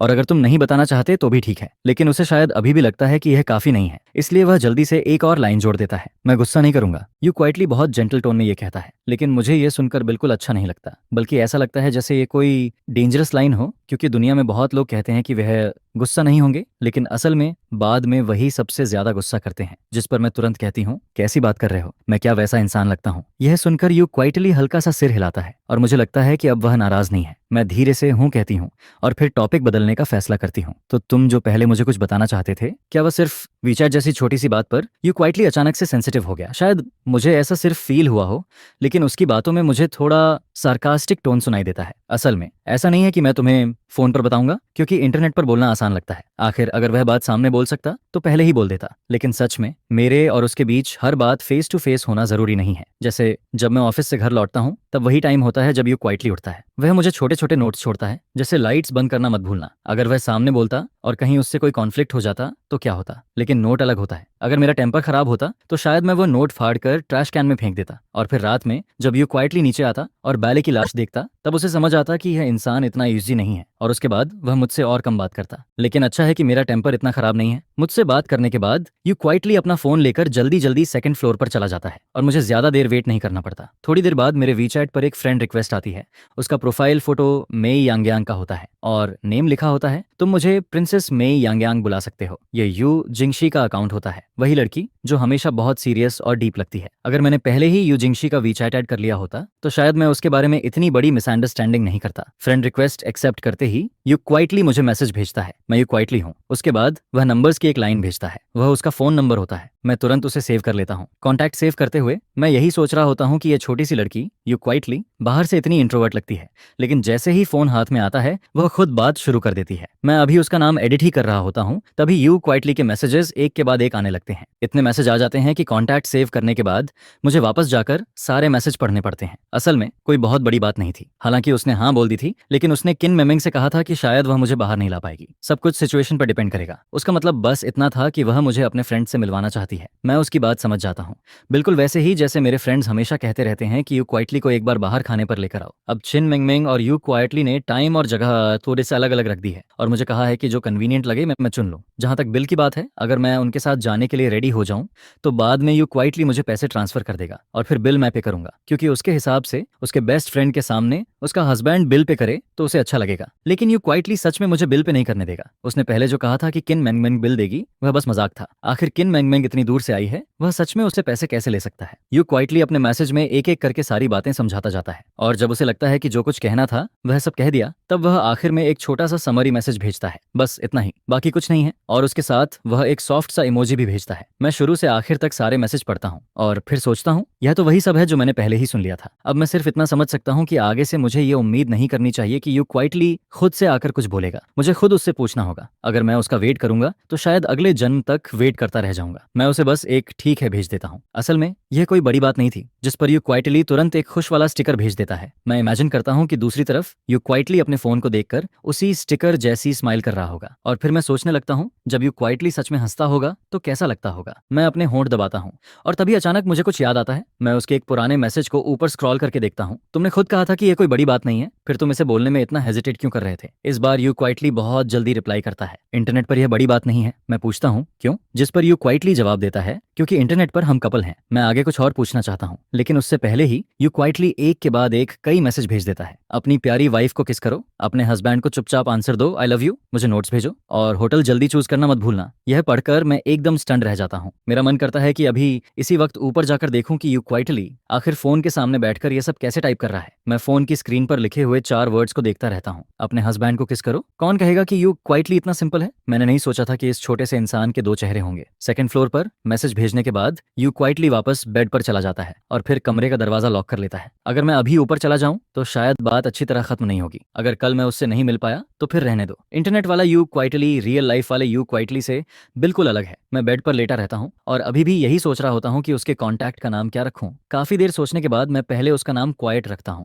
फिर उसे बदलकर वाइफ कर देता हूँ। आखिर वह मेरी वाइफ ही तो है और जब यू क्वाइटली मुझे हस्बैंड बुला सकता है तो मैं उसे वाइफ क्यों नहीं बुला सकता। यह सोचकर मुझे थोड़ा अच्छा फील होता है। लेकिन कुछ देर बाद मैं फिर उसका नाम बदलकर वापस क्वाइट कर देता हूँ। अभी काफी रात बाकी है और मुझे अभी नींद नहीं आ रही, जिस पर मेरी नजर उस बुक पर पड़ती है। मैं गहरी सांस लेता हूँ और फिर सोचता हूँ नहीं, ये बुक अच्छी नहीं है। असल में बुक नहीं, यू क्वाइटली अच्छा है। और यू क्वाइटली का पेन नेम भी बहुत अलग है, सॉफ्ट स्ट्रॉबेरी क्राइंग बन। उस पेन नेम के नीचे साफ साफ एक लोगो बना हुआ होता है। हे भगवान, अगर मैंने इसे अपनी खुद की आंखों से नहीं देखा होता तो डुआन रेन कभी भी यू जिंगशियन को इस साइडोनिम से कनेक्ट नहीं करता। जिस पर जब मैं यू जिंग की बुक फ्लिप करके देखता हूँ तो मुझे पता चलता है कि उसने इसे इतने कैजुअली छुपा रखा था। फिर मैं भी कैजुअली एक बुक ढूंढता हूँ और उसे उसमें ऐड कर देता हूँ, जिसके बाद मैं यू क्वाइटली के लिए एक ग्रुप बना देता हूँ ताकि उसे स्पेशल अटेंशन पर रख सकूं। जिस पर फ्यूचर में जब भी यू क्वाइटली ग्रुप में कुछ बोलता है तो मैं तुरंत अंदर जाकर उसे पकड़ सकूं। काफी टाइम हो चुका था जब उसकी पिछली बुक फिनिश हुई थी, जिसके बाद मैं उससे पूछता हूँ कि वह नई बुक कब स्टार्ट करने वाला है। शायद मियान मियान को यू क्वाइटली की अंडरवर्ल्ड वाली रूटीन पहले से पता थी, जिस पर मियान मियान जानबूझकर शाम का टाइम चूज करता है ताकि यू क्वाइटली से आराम से बात कर सके। घबराओ मत, मैंने रिसेंटली आउटलाइन का थोड़ा पार्ट लिखना स्टार्ट किया है। यह सुनकर मियान मियान ऑलमोस्ट पागल हो जाता है। फिर वह कहता है तो अब तुम मुझे ये बता रहे हो कि तुम बस आउटलाइन प्रिपेयर कर रहे हो। जिस पर लिन क्वाओ क्वाओ को शू की बातों पर बिल्कुल भी भरोसा नहीं होता। फिर वह कहती है इंस्पिरेशन ढूंढना भी तो आउटलाइन प्रिपेयर करने का ही पार्ट होता है। जिसके जवाब में मियान मियान फिर कहता है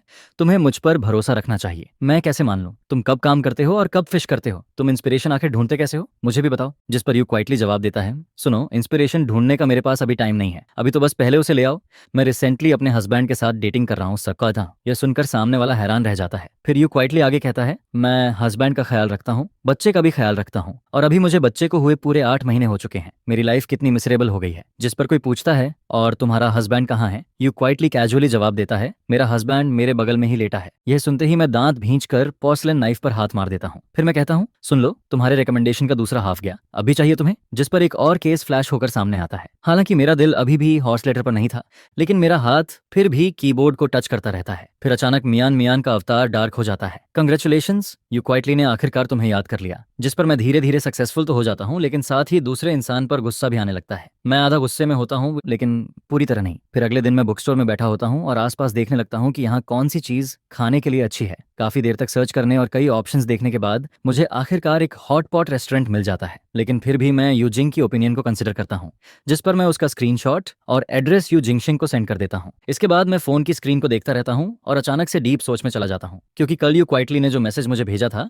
वह अभी भी उसी तरह स्क्रीन पर पड़ा था। उसने कहा था, मैंने हस्बैंड को किस किया। फिर उसने कहा था, मैं तुमसे प्यार करता हूँ। जिस पर मेरा दिमाग अपने आप फैंटेसी में चला जाता है। मैं सोचने लगता हूँ कि जब यू क्वाइटली ने मुझे ये मैसेज भेजा होगा तब वह कैसा दिख रहा होगा। क्या वह फोन स्क्रीन के सामने जोर जोर से हंस रहा होगा, या फिर मेरी तरह वही साइलेंट और डीप एक्सप्रेशन के साथ बैठा होगा। लेकिन जाहिर सी बात है, इसका कोई आंसर नहीं था। यू क्वाइटली वापस आ चुका था, लेकिन मुझे नहीं पता था कि वह आज फिर अपने बेस्ट फ्रेंड के साथ बाहर घूमने जाएगा या नहीं। अगर वह बाहर जाता तो शायद उसे जल्दी उठना पड़ता, लेकिन उसके बुक ग्रुप में कल रात से लेकर आज तक यू क्वाइटली की एक भी आवाज नहीं आई थी। मैं दोपहर तक यू क्वाइटली के रिप्लाई का वेट करता रहता हूँ। फिर अचानक एक मैसेज आता है, हाँ तुम टाइम सेट कर दो। जिस पर मैं रिप्लाई करता हूँ, टाइम तो सेट है, तुम बस मुझे सीधे बता दो। उसी समय मुझे उसकी तरफ से कुछ नॉइजेज सुनाई देती है। फिर मैं पूछता हूँ, क्या तुम अभी बाहर हो। जिस पर यू क्वाइटली एक वॉइस भेजता है और मुझसे पूछता है, मैं अपने बेस्ट फ्रेंड के साथ ब्रेकफास्ट कर रहा हूँ। मैं कुछ देर के लिए चुप हो जाता हूँ, क्योंकि दोपहर के 12 बजे ब्रेकफास्ट करना थोड़ा अजीब था। लेकिन फिर मैं सोचता हूँ, छोड़ो, मुझे इन डिटेल्स से क्या लेना। यू क्वाइटली अगर 12 बजे ब्रेकफास्ट कर रहा है तो ये भी अपने आप में काफी बड़ी बात है। इसके थोड़ी देर बाद यू क्वाइटली मुझे एक और फोटो भेजता है, जिसमें एक बहुत सिंपल रामेन दिख रहा होता है। जिस पर जब मैं उसे ध्यान से देखता हूँ तो रियलाइज करता हूँ कि कल रात उसने जो नूडल्स खाए थे उनके मुकाबले ये काफी ज्यादा सिंपल और वेजिटेरियन लग रहे थे। कल वाले नूडल्स में जो बड़ा चिकन लेग था वह भी गायब था। जिस पर मैं क्वाइटली उसे एक रेड एनवेलप भेज देता हूँ और लिखता हूँ, जाकर कुछ अच्छा खा लो, खुद को इतना भूखा मत रखो कि तुम और पतले हो जाओ। यू क्वाइटली नूडल्स का एक बाइट लेते हुए मुझे वॉइस भेजता है, अगर मैं भूख से पतला हो गया तो तुम मुझे पकड़ोगे कैसे। तुम्हें तो वैसे भी मेरी बोन्स पकड़ने में अनकंफर्टेबल फील होगा, है ना। लेकिन सबसे अजीब बात यह थी कि यू क्वाइटली ने मेरा रेड एनवेलप एक्सेप्ट ही नहीं किया। यह सुनकर मेरा सिर क्वेश्चन मार्क से भर जाता है। मुझे ऐसा फील होने लगता है जैसे ऑनलाइन वाला you quietly and real life वाला यू क्वाइटली दो बिल्कुल अलग इंसान हो। इंटरनेट पर वह इतना बोल्ड रहता है, लेकिन रियलिटी में वही यू क्वाइटली इतना वीक और रिबेलियस बन जाता है, जिस पर मैं तुरंत सीरियस हो जाता हूँ। उधर दूसरी तरफ चिन मानमन क्वाइटली मुस्कुराता है। वह चेयर पर मिल्क टी लेकर टिका हुआ था। फिर वह सोचते हुए कहता है, मैंने पहले ही कहा था कि तुम्हारा उसके साथ कुछ सीक्रेट चल रहा है, लेकिन तब तुम मुझ पर ही गुस्सा हो रहे थे। अब खुद को देखो, तुम्हारी हालत तो बिल्कुल वैसी ही लग रही है। और वैसे भी हमारी शादी को आधा साल हो गया है, उसके बाद भी हमारा कोई इंटरसेक्शन नहीं हुआ। जिस पर यू क्वाइटली तुरंत जवाब देता है, वह अभी भी मेरा हस्बैंड है। मैं उसे कोई भी मैसेज भेजूं, चाहे जितना टीज करूं, इसमें कुछ इलीगल नहीं है। यह कहने के बाद यू क्वाइटली जल्दी से अपना फोन छुपा लेता है, ताकि किन मनमन अंदर के मैसेजेस न देख सके, वरना कैरेक्टर मार्केटिंग का सारा इफेक्ट खत्म हो जाता। जिस पर किन मनमन हंसते हुए कहता है, छुपाने से कुछ नहीं होगा। अभी जो वॉइस तुमने भेजी थी, क्या तुम्हें लगता है मैंने नहीं सुनी। यू क्वाइटली फिर भी स्टबर्न बनकर कहता है, तो ऐसे प्रिटेंड करो जैसे तुमने कुछ सुना ही नहीं। जिसके तुरंत बाद यूजिंग का फोन फिर वाइब्रेट करता है। किन मनमन उसे देखकर टीजिंग टोन में कहता है, वाह, तुम्हारे लवर ने फिर मैसेज भेज दिया, जल्दी देखो ना। हालांकि यू जिंगशन के दिमाग में ब्लैक लाइंस चल रही होती हैं, लेकिन फिर भी यू जिंगशन चॉपस्टिक्स नीचे रखती है और पॉकेट से फोन निकालकर उसे ओपन करती है, क्योंकि इस बार मैंने सिर्फ एक ही मैसेज भेजा था। यू शैंगशेंग, क्या तुम्हें किसी ने गोली मार दी है। कल से लेकर अब तक तुम बार बार यही कह रहे हो कि मुझे मैसेज भेजने वाला इंसान तुम हो। जिस पर यू क्वाइटली तुरंत टाइपिंग करना स्टार्ट करता है, हस्बैंड, तुमने मुझे गलत समझ लिया। चिन मनमान को बिना गेस किए ही समझ आ जाता है कि यू क्वाइटली ने जरूर फिर कोई शर्मनाक मैसेज भेजा होगा, क्योंकि टाइपिंग करते वक्त उसके चेहरे की स्मर्क साफ दिखाई दे रही थी। यह देखकर चिन मनमान को अचानक कुछ याद आता है। फिर वह इंकरेजिंग टोन में कहता है, क्वाइटली, तुम ये सब बातें इंटरनेट पर तो तुम कुछ भी बोल लेते हो, लेकिन सामने कैसे बोलोगे, है ना। जिस पर यू क्वाइटली कुछ देर तक चुप रहता है, फिर साइलेंटली अपना चेहरा छुपाता है, हल्का सा मुस्कुराता है और फिर फॉर्मली कहता है, मैं इतनी हिम्मत नहीं कर सकता। इंटरनेट पर बस थोड़ी बेगिंग कर लेता हूँ, लेकिन रियलिटी में मैं अभी भी छुपता रहता हूँ, एक ऑस्ट्रिच की तरह। जिस पर किन मनमन ठंडे अंदाज में उसे खींचता और दबाता है, फिर हंसते हुए कहता है, जब तुम्हारा दिमाग इतना हॉट हो जाता है तब भी तुम खाली नहीं बैठते। आखिर डर किस बात का है। अभी तो तुम खुद बोल रहे थे कि वो तुम्हारा हस्बैंड है। यह सुनकर यू क्वाइटली का चेहरा थोड़ा रेड हो जाता है। फिर वह गुस्से में किन मनमन को घूरता है और कहता है, अपनी चीज पियो। क्या मिल्क टी पीते हुए भी तुम्हारा मुंह बंद नहीं हो सकता। लेकिन साफ लग रहा था कि वह सच में यू क्वाइटली को और ज्यादा नर्वस करना चाहता था। असल में किन मनमन का मन कर रहा था कि वह यू क्वाइटली को और छेड़े, लेकिन फिर वह सोचता है कि ये दोनों ऑलरेडी मैरिड हैं, तो यहाँ किसी को मिलाने की जरूरत ही नहीं है। आखिर अगर फीलिंग्स होंगी तो वो दोनों के बीच धीरे धीरे अपने आप डेवलप हो जाएंगी, और अगर फीलिंग्स नहीं होंगी तो जबरदस्ती कुछ करना भी सही नहीं होगा। जिस पर क्वीन मनमन क्वाइटली डिसाइड करता है कि वह बीच में नहीं पड़ेगा। यू क्वाइटली अपने हस्बैंड के साथ कैसे बात करता है ये उसी पर छोड़ देना चाहिए। ब्रेकफास्ट थोड़ा लाइट होना चाहिए, इसी वजह से यू क्वाइटली ने क्रिस्पी रामेन ऑर्डर किया था। हालांकि उस वक्त ऑलरेडी दोपहर हो चुकी थी। दूसरी तरफ मैं शाम को खाने का टाइम चूज कर रहा था, क्योंकि यू क्वाइटली अभी सिर्फ ब्रेकफास्ट कर रहा था और उसके बाद उसे अपने फ्रेंड के साथ थोड़ा घूमना भी था। जिस पर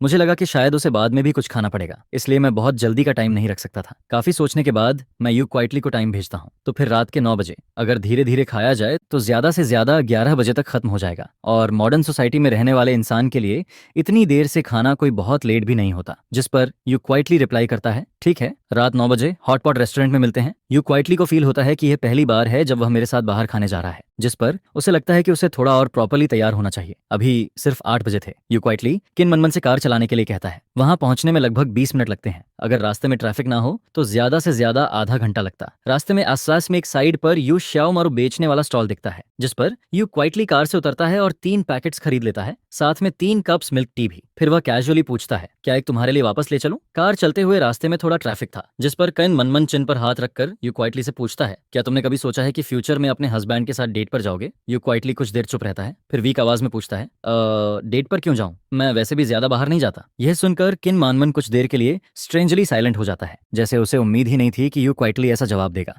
उसे लगने लगता है कि शायद उसके दोस्त के दिमाग में सच में कुछ प्रॉब्लम है। जिस पर किन मनमन फिर पूछता है, तो फिर तुम मेरे साथ बाहर क्यों आए हो? यू क्वाइटली कैजुअली जवाब देता है, क्योंकि हम 2-3 साल से मिले नहीं थे। तुम्हारे साथ बाहर आकर पुरानी बातें याद कर सकता हूँ, लेकिन लू चाओ और मैं तो हर दिन मिलते हैं, हम हर दिन साथ रहते हैं, फिर हमें डेट पर जाने की क्या जरूरत है? यह सुनकर किन मनमन ऑलमोस्ट हार मान लेता है। फिर वह कहता है, घर और बाहर एक जैसे थोड़ी होते हैं, ये वैसे ही है जैसे लोग सिनेमा में मूवी देखने जाते हैं ताकि वहां का एटमॉस्फेयर फील कर सकें। जिस पर यू क्वाइटली तुरंत जवाब देता है, लेकिन मैं तो सिनेमा में भी मूवी देखने नहीं जाता, वहां मूवीज बस ज्यादा महंगी होती हैं, उसके अलावा कोई और फायदा है क्या? अगर लाइफ में स्पेशल इफेक्ट्स होते तो शायद इस वक्त किन मनमन के सिर पर हॉपलेस चमक रहा होता। फिर वह सीधा पूछता है, तो क्या तुम अपने हस्बैंड को पसंद करते हो? क्योंकि जब किसी को सच में पसंद करते हैं तो कई ऐसी बातें भी अपने आप समझ आने लगती हैं जो पहले समझ नहीं आती। जिस पर यू क्वाइटली कुछ नहीं बोलता, वह सीरियसली सोचने लगता है, क्योंकि उसका मेरे साथ ज्यादा कांटेक्ट नहीं रहा था, लेकिन वह इतना जरूर जानता था कि मेरे हस्बैंड होने की वजह से मेरे लिए उसके दिल में एक स्पेशल जगह है। वह रीजन एक्सप्लेन नहीं कर सकता था, लेकिन उसे पता था कि यह जगह अलग है। उसकी अपनी आइडेंटिटी में यू क्वाइटली बस मेरे साथ हाथ पकड़कर चलने तक की जगह रखता था, बाकी चीजों का उसके लिए ज्यादा मतलब नहीं था। फिर यू क्वाइटली धीरे से कहता है, ये पसंद नहीं है, ये बस रिस्पॉन्सिबिलिटी है। जिस पर किन मनमन मुस्कुराता है और कहता है, अगर तुमने ऑलरेडी डिसाइड कर लिया है कि तुम उसके साथ जिंदगी बिताओगे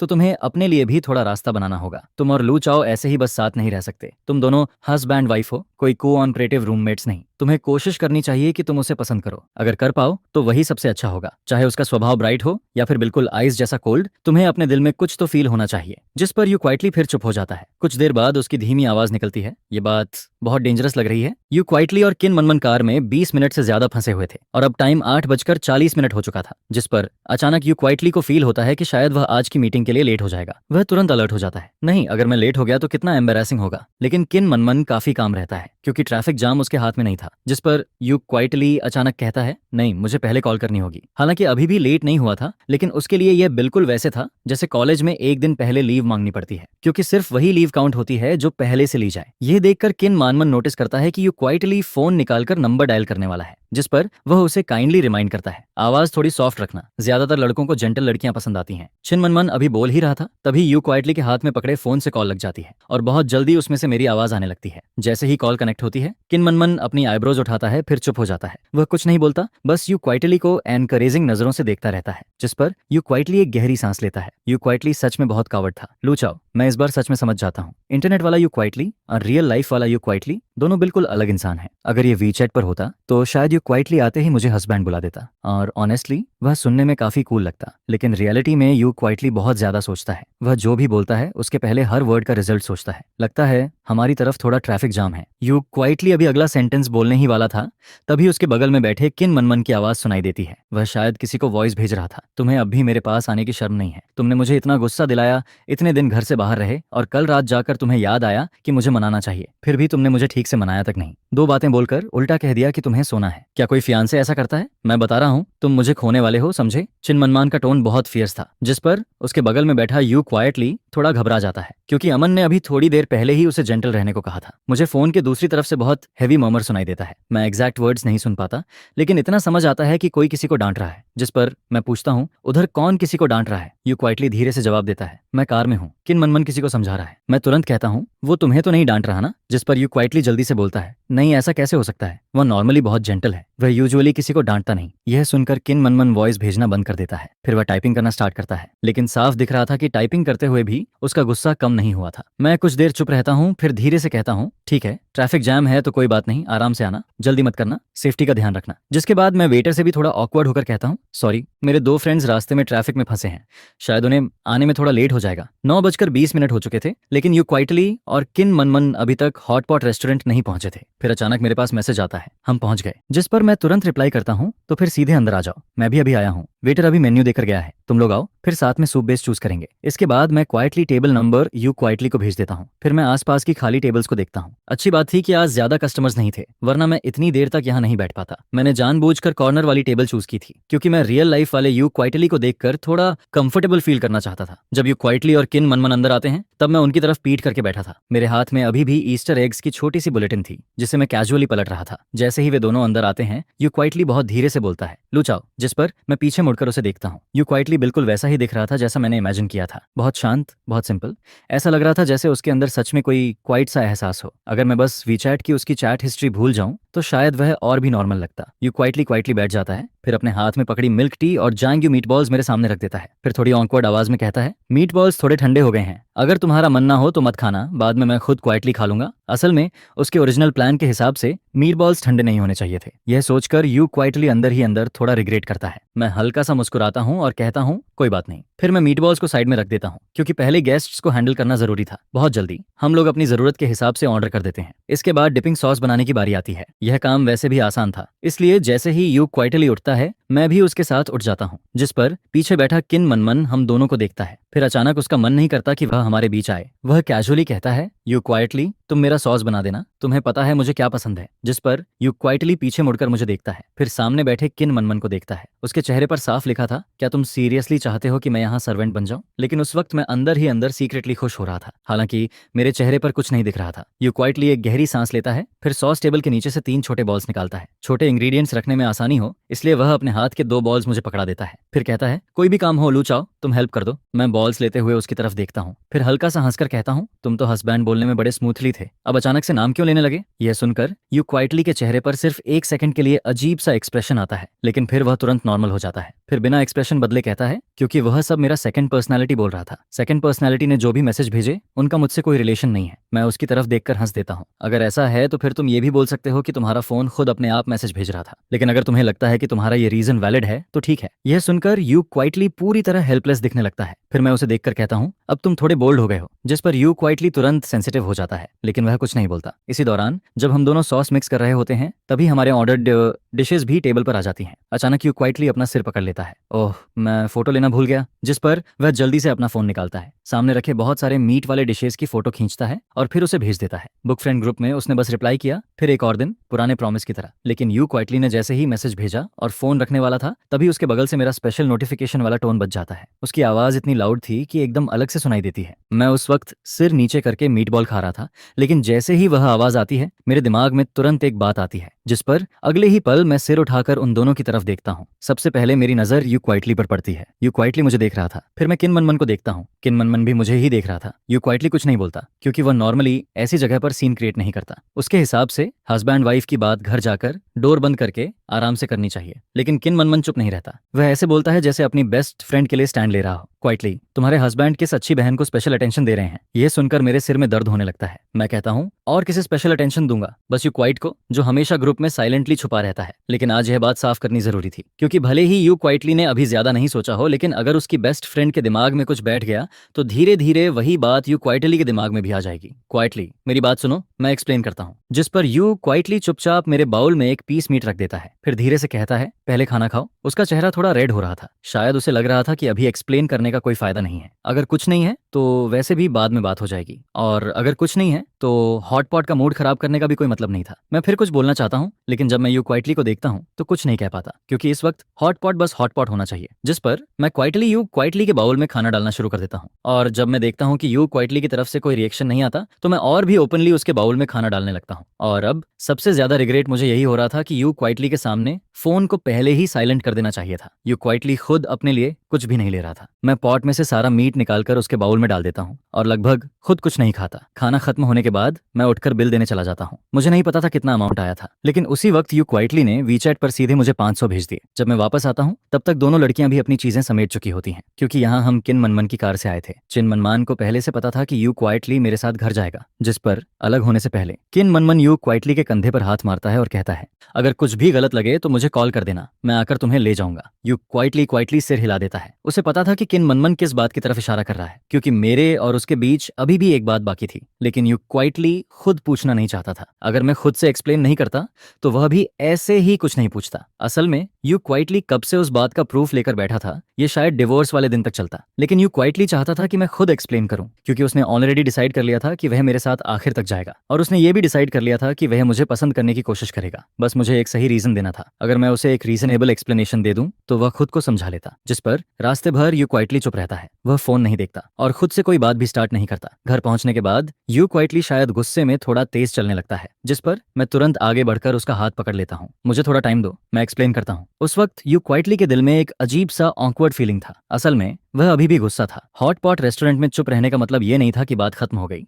मैं उसका हाथ पकड़कर नहीं छोड़ता, और शायद मेरी पकड़ थोड़ी ज्यादा स्ट्रांग हो जाती है। यू क्वाइटली सिर नीचे करता है, फिर उसकी नजर धीरे धीरे मेरे हाथ से मेरे चेहरे तक आती है, और उस वक्त मैं उसे बहुत सीरियसली देख रहा था, लेकिन मुझे अभी भी कुछ रियलाइज नहीं हुआ था। जिस पर यू क्वाइटली हल्का सा हंस देता है। वह मुश्किल से एक स्माइल बनाता है, फिर धीरे से अपना हाथ छुड़ा लेता है। उसकी रिस्ट थोड़ी रेड हो गई थी, लेकिन मेरा पूरा ध्यान बस यू क्वाइटली के मूड पर था, इसलिए मुझे रियलाइज ही नहीं हुआ कि मैंने उसका हाथ बहुत जोर से पकड़ लिया था। यू क्वाइटली अपनी रिस्ट को धीरे से रब करता है, फिर धीरे से कहता है, लो चाओ, कल बात करेंगे, मैं आज थोड़ा टायर्ड हूँ। असल में यह उस नातनी उसके हिसाब से शायद कुछ एक्सप्लेन करने जैसा था ही नहीं, लेकिन यू क्वाइटली यह बोलने के बाद भी वहीं खड़ा रहता है। वह जाता नहीं, क्योंकि वह मेरा एक्सप्लेनेशन सुनना चाहता था। बस वह कभी भी अपनी बात क्लियरली नहीं कहता। उसकी पर्सनैलिटी हमेशा से ऐसी ऑकवर्ड थी। मैं धीरे से कहता हूँ, असल में ऐसी कोई बात नहीं है। कुछ टाइम पहले मैंने ऑनलाइन कुछ आर्टिकल्स पढ़े थे। उसी दौरान मुझे एक वेब नॉवेल ऑथर दिखा जिसके रिजल्ट्स तुम्हारे जैसे थे, इसलिए मैंने उसे स्पेशल अटेंशन पर रखा, क्योंकि वह अक्सर ग्रुप में आता था और मैं उसे पकड़ना चाहता था। फिर बाद में मुझे पता चला, मैं प्रॉमिस करता हूँ, उससे मेरी कभी प्राइवेट बात नहीं हुई, पेंगुइन पर भी नहीं। ग्रुप में इतने लोग थे कि शायद वह मुझे पहचानता तक नहीं होगा। मैं उसे शॉर्ट में पूरी सच्चाई बता देता हूँ। यू क्वाइटली ध्यान से मेरी बात सुनता है, लेकिन जैसे ही मैं बोलना खत्म करता हूँ उसके दिल में अचानक गिल्ट आने लगता है, क्योंकि रिसेंटली वह खुद भी ग्रुप में बहुत टाइम वेस्ट कर रहा था। फिर वह धीरे से पूछता है, वो ऑथर लड़का था?" अब वह गुस्सा नहीं था, क्योंकि उसे लग रहा था कि ऑथर कोई लड़का होगा। आखिर लू चाओ ऐसा इंसान नहीं था जो जानबूझकर किसी फीमेल ऑथर के पीछे जाए। जिस पर मैं सिर हिलाता हूँ, मुझे नहीं पता, हमने कभी बात नहीं की। तो ऑथर लड़की भी हो सकती है। बुक लिखने का जेंडर से कोई लेना देना नहीं होता है, ये बात सही है, लेकिन यू क्वाइटली चुपचाप यही सोचती है कि मैं कितना स्टूपिड हूँ। जिस पर इस टाइम तुम्हें बात को फ्लो के साथ आगे बढ़ाना चाहिए और कहना चाहिए कि वो एक मेल ऑथर है, क्योंकि अगर जिस पर्सन पर तुम ध्यान दे रहे हो वो एक फीमेल ऑथर निकलती तो यू क्वाइटली को समझ ही नहीं आता कि क्या करना है। जिस पर वो थोड़ी देर के लिए रुकती है, अपनी बैक सीधी करती है और ऐसे एक्ट करती है जैसे उसे किसी चीज से फर्क नहीं पड़ता है। फिर वो कहती है, असल में तुम्हें मुझे जानबूझकर एक्सप्लेन करने की जरूरत नहीं है, मुझे बिल्कुल भी फर्क नहीं पड़ता है, बस सीधा बोल दो। ये कहकर यू क्वाइटली मुड़ती है और वहां से चली जाती है। जिस पर मैं उससे कहता हूँ, अगर तुम नाराज नहीं हो तो अपने रूम में जाकर सो जाओ, आज रात भी जेट लैग कंटिन्यू होने वाला है, इसलिए तुम्हें जल्दी सोना चाहिए। जिस पर मैं यू क्वाइटली की पीछे जाती हुई बैग को देखता रहता हूँ। मैंने तो उसे सब कुछ एक्सप्लेन कर ही दिया था, तो क्या यू क्वाइटली सच में नाराज नहीं है? विमेन सच में बहुत वियर्ड क्रीचर्स होती हैं। जब वो नाराज होती हैं तब भी कहती हैं कि वो नाराज नहीं है, और जब वो नाराज नहीं होती हैं तब भी वही कहती हैं। यहाँ तक कि शावर लेने के बाद भी वो यही बोलती हैं कि वो नाराज नहीं है। इसके बाद मैं बेड पर लेट जाता हूँ और फिर वीचैट पर यू क्वाइटली को एक बार फिर मैसेज करता हूँ, क्योंकि मुझे लगता है कि रियलिटी में पूछने से ज्यादा आसान वीचैट पर पूछना होगा। जिस पर मैं उसे टाइप करके भेजता हूँ, तो क्या तुम अभी भी नाराज हो? लेकिन यू क्वाइटली रिप्लाई नहीं करती है, यहाँ तक कि ऊपर टाइपिंग का भी कोई डिस्प्ले नहीं आता है। जिस पर मैं सोचता हूँ कि इस टाइम यू क्वाइटली के पास करने के लिए कुछ नहीं होगा, शायद वो शावर लेने गई होगी। आगे मैं और यू क्वाइटली के बीच की लास्ट चैट रिकॉर्ड को देखता हूँ, जो उस ट्रांसफर पर जाकर रुकती है जो यू क्वाइटली ने मुझे भेजा था। ऑफ कोर्स उस पैसे को लेना पॉसिबल नहीं था। मैं अपनी वाइफ और उसकी फ्रेंड्स को हॉट पॉट खिलाने के लिए इनवाइट नहीं कर सकता और ऊपर से अपनी वाइफ से पैसे भी नहीं ले सकता, जिस पर मैंने अभी तक उसे एक्सेप्ट नहीं किया है। मैं प्लान करता हूँ कि 24 घंटे पूरे होने दूं ताकि वो अमाउंट अपने आप रिफंड होकर यू क्वाइटली के पास वापस चला जाए। करीब 10 मिनट बाद you quietly finally reply reply करती है, जिस पर उसका मैसेज आता है, मैं अपने हस्बैंड से कैसे नाराज हो सकती हूँ। मॉम भी जानती है कि मुझे सबसे ज्यादा अगर कोई पसंद है तो वो मेरे हस्बैंड है। यह सुनकर मेरा मुंह थोड़ा खुला का खुला रह जाता है। मुझे बिल्कुल भी उम्मीद नहीं थी कि यू क्वाइटली ऐसा रिप्लाई करेगी, लेकिन इसके साथ ही मेरे दिल को थोड़ी राहत भी मिलती है, क्योंकि अगर यू क्वाइटली ऐसा बिहेव कर रही है तो शायद इसका मतलब है कि वो सच में नाराज नहीं है। और फिर उसके तुरंत बाद यू क्वाइटली मुझे एक और मैसेज भेजती है। वो लिखती है, मैं अभी रेड एनवेलप रिसीव करने वाली हूँ, जिस पर मैं वो मैसेज देखते ही थोड़ी देर के लिए रुक जाता हूँ, फिर चुपचाप वी चैट का इंटरफेस काट देता हूँ और डेट बनने का प्लान करता हूँ। इसके बाद मैं यू क्वाइटली की बुक पर चला जाता हूँ, क्योंकि काफी टाइम से मैंने उसे देखा ही नहीं था। आज नोटिफिकेशन रिंगटोन ने तो मेरी जान ही ले ली थी। ग्रुप में बहुत सारी मैसेजेस आई हुई थी, जिस पर मैं सीधे होम पेज से ग्रुप ओनर यू क्वाइटली की लेटेस्ट 2 चैट रिकॉर्ड्स देखने लगता हूँ। उनका टाइम वही था जब हम लोग हॉट पॉट खा रहे थे। वहाँ एक फोटो थी और उसके नीचे एक सेंटेंस लिखा हुआ था, आज फिर मेरे हस्बैंड के साथ डेट पर जाने वाला एक और दिन है, जिस पर मैं नीचे की बाकी चैट को रफली पढ़ता हूँ। ज्यादातर लोग यही बोल रहे थे कि जो यू क्वाइटली फिर से अपने हस्बैंड के साथ चली गई है, और कुछ लोग लेट नाइट पॉइजनिंग के लिए प्रोटेस्ट भी कर रहे थे। हालांकि यू जिंगशियन कई बार बोल चुकी है कि वो शादीशुदा है, लेकिन ग्रुप में हमेशा नए लोग आते रहते हैं और कुछ लोग ऐसे भी होते हैं जिन्हें इसके बारे में पता नहीं होता है। जिस पर मैंने डायरेक्टली एट करके यू क्वाइटली से पूछा, क्या ऑथर मैरिड है? On off course you quietly के रिप्लाई का इंतजार करना पॉसिबल नहीं था, लेकिन ग्रुप में बाकी एक्टिव लोग तुरंत मेरे सवाल का जवाब देने लगते हैं, जिस पर उनमें से एक कहता है, ऊपर वाला डेफिनेटली नया मेंबर है। ऑथर की शादी हुए आधे साल से भी ज्यादा हो चुका है। शादी के बाद से वो खुद को हमेशा 38 साल की मैरिड वुमन बोलती रहती है। फिर दूसरा पर्सन लिखता है, उसने अपने हस्बैंड के साथ घूमने के लिए 3 दिन की छुट्टी ली थी। और फिर एक और मैसेज आता है, उसने सॉफ्ट स्ट्रॉबेरीज सुखा दी, अब वो पहले की तरह एक्टिव नहीं रहती है, हर दिन बस फिशिंग करती रहती है। जिस पर कोई और कहता है, मुझे तो वो टाइम बहुत मिस होता है जब उसकी शादी नहीं हुई थी, उस टाइम वो बहुत मेहनती थी। फिर एक और मैसेज आता है, लेकिन शादी के बाद हर 3 दिन में छुट्टी मांगती है, या तो डेट पर होती है या फिर बेबी के साथ होती है। यह सुनकर मैं आधे प्रोविंस तक साइलेंट हो जाता हूँ। फिर मैं जल्दी से बात को कवर करता हूँ और यू क्वाइटली की बुक पर क्लिक कर देता हूँ, जिस पर मैं उसकी लेटेस्ट बुक खोलता हूँ और उसमें सच में बहुत सारे लीव नोट्स दिखाई देते हैं। हनीमून पर हस्बैंड के साथ जा रही हूँ, हस्बैंड के साथ डेट पर जा रही हूँ, इसलिए 2.5 महीने की छुट्टी, फैमिली ऑफ 3 को बाहर घुमाने ले जा रही हूँ, इसलिए 2 दिन की छुट्टी, आधा दिन की छुट्टी। ये सब देखकर मैं थोड़ा कंफ्यूज्ड हो जाता हूँ, जिस पर मेरे दिमाग में बस एक ही सवाल आता है, क्या यू क्वाइटली का सच में यू के साथ एक बच्चा भी है?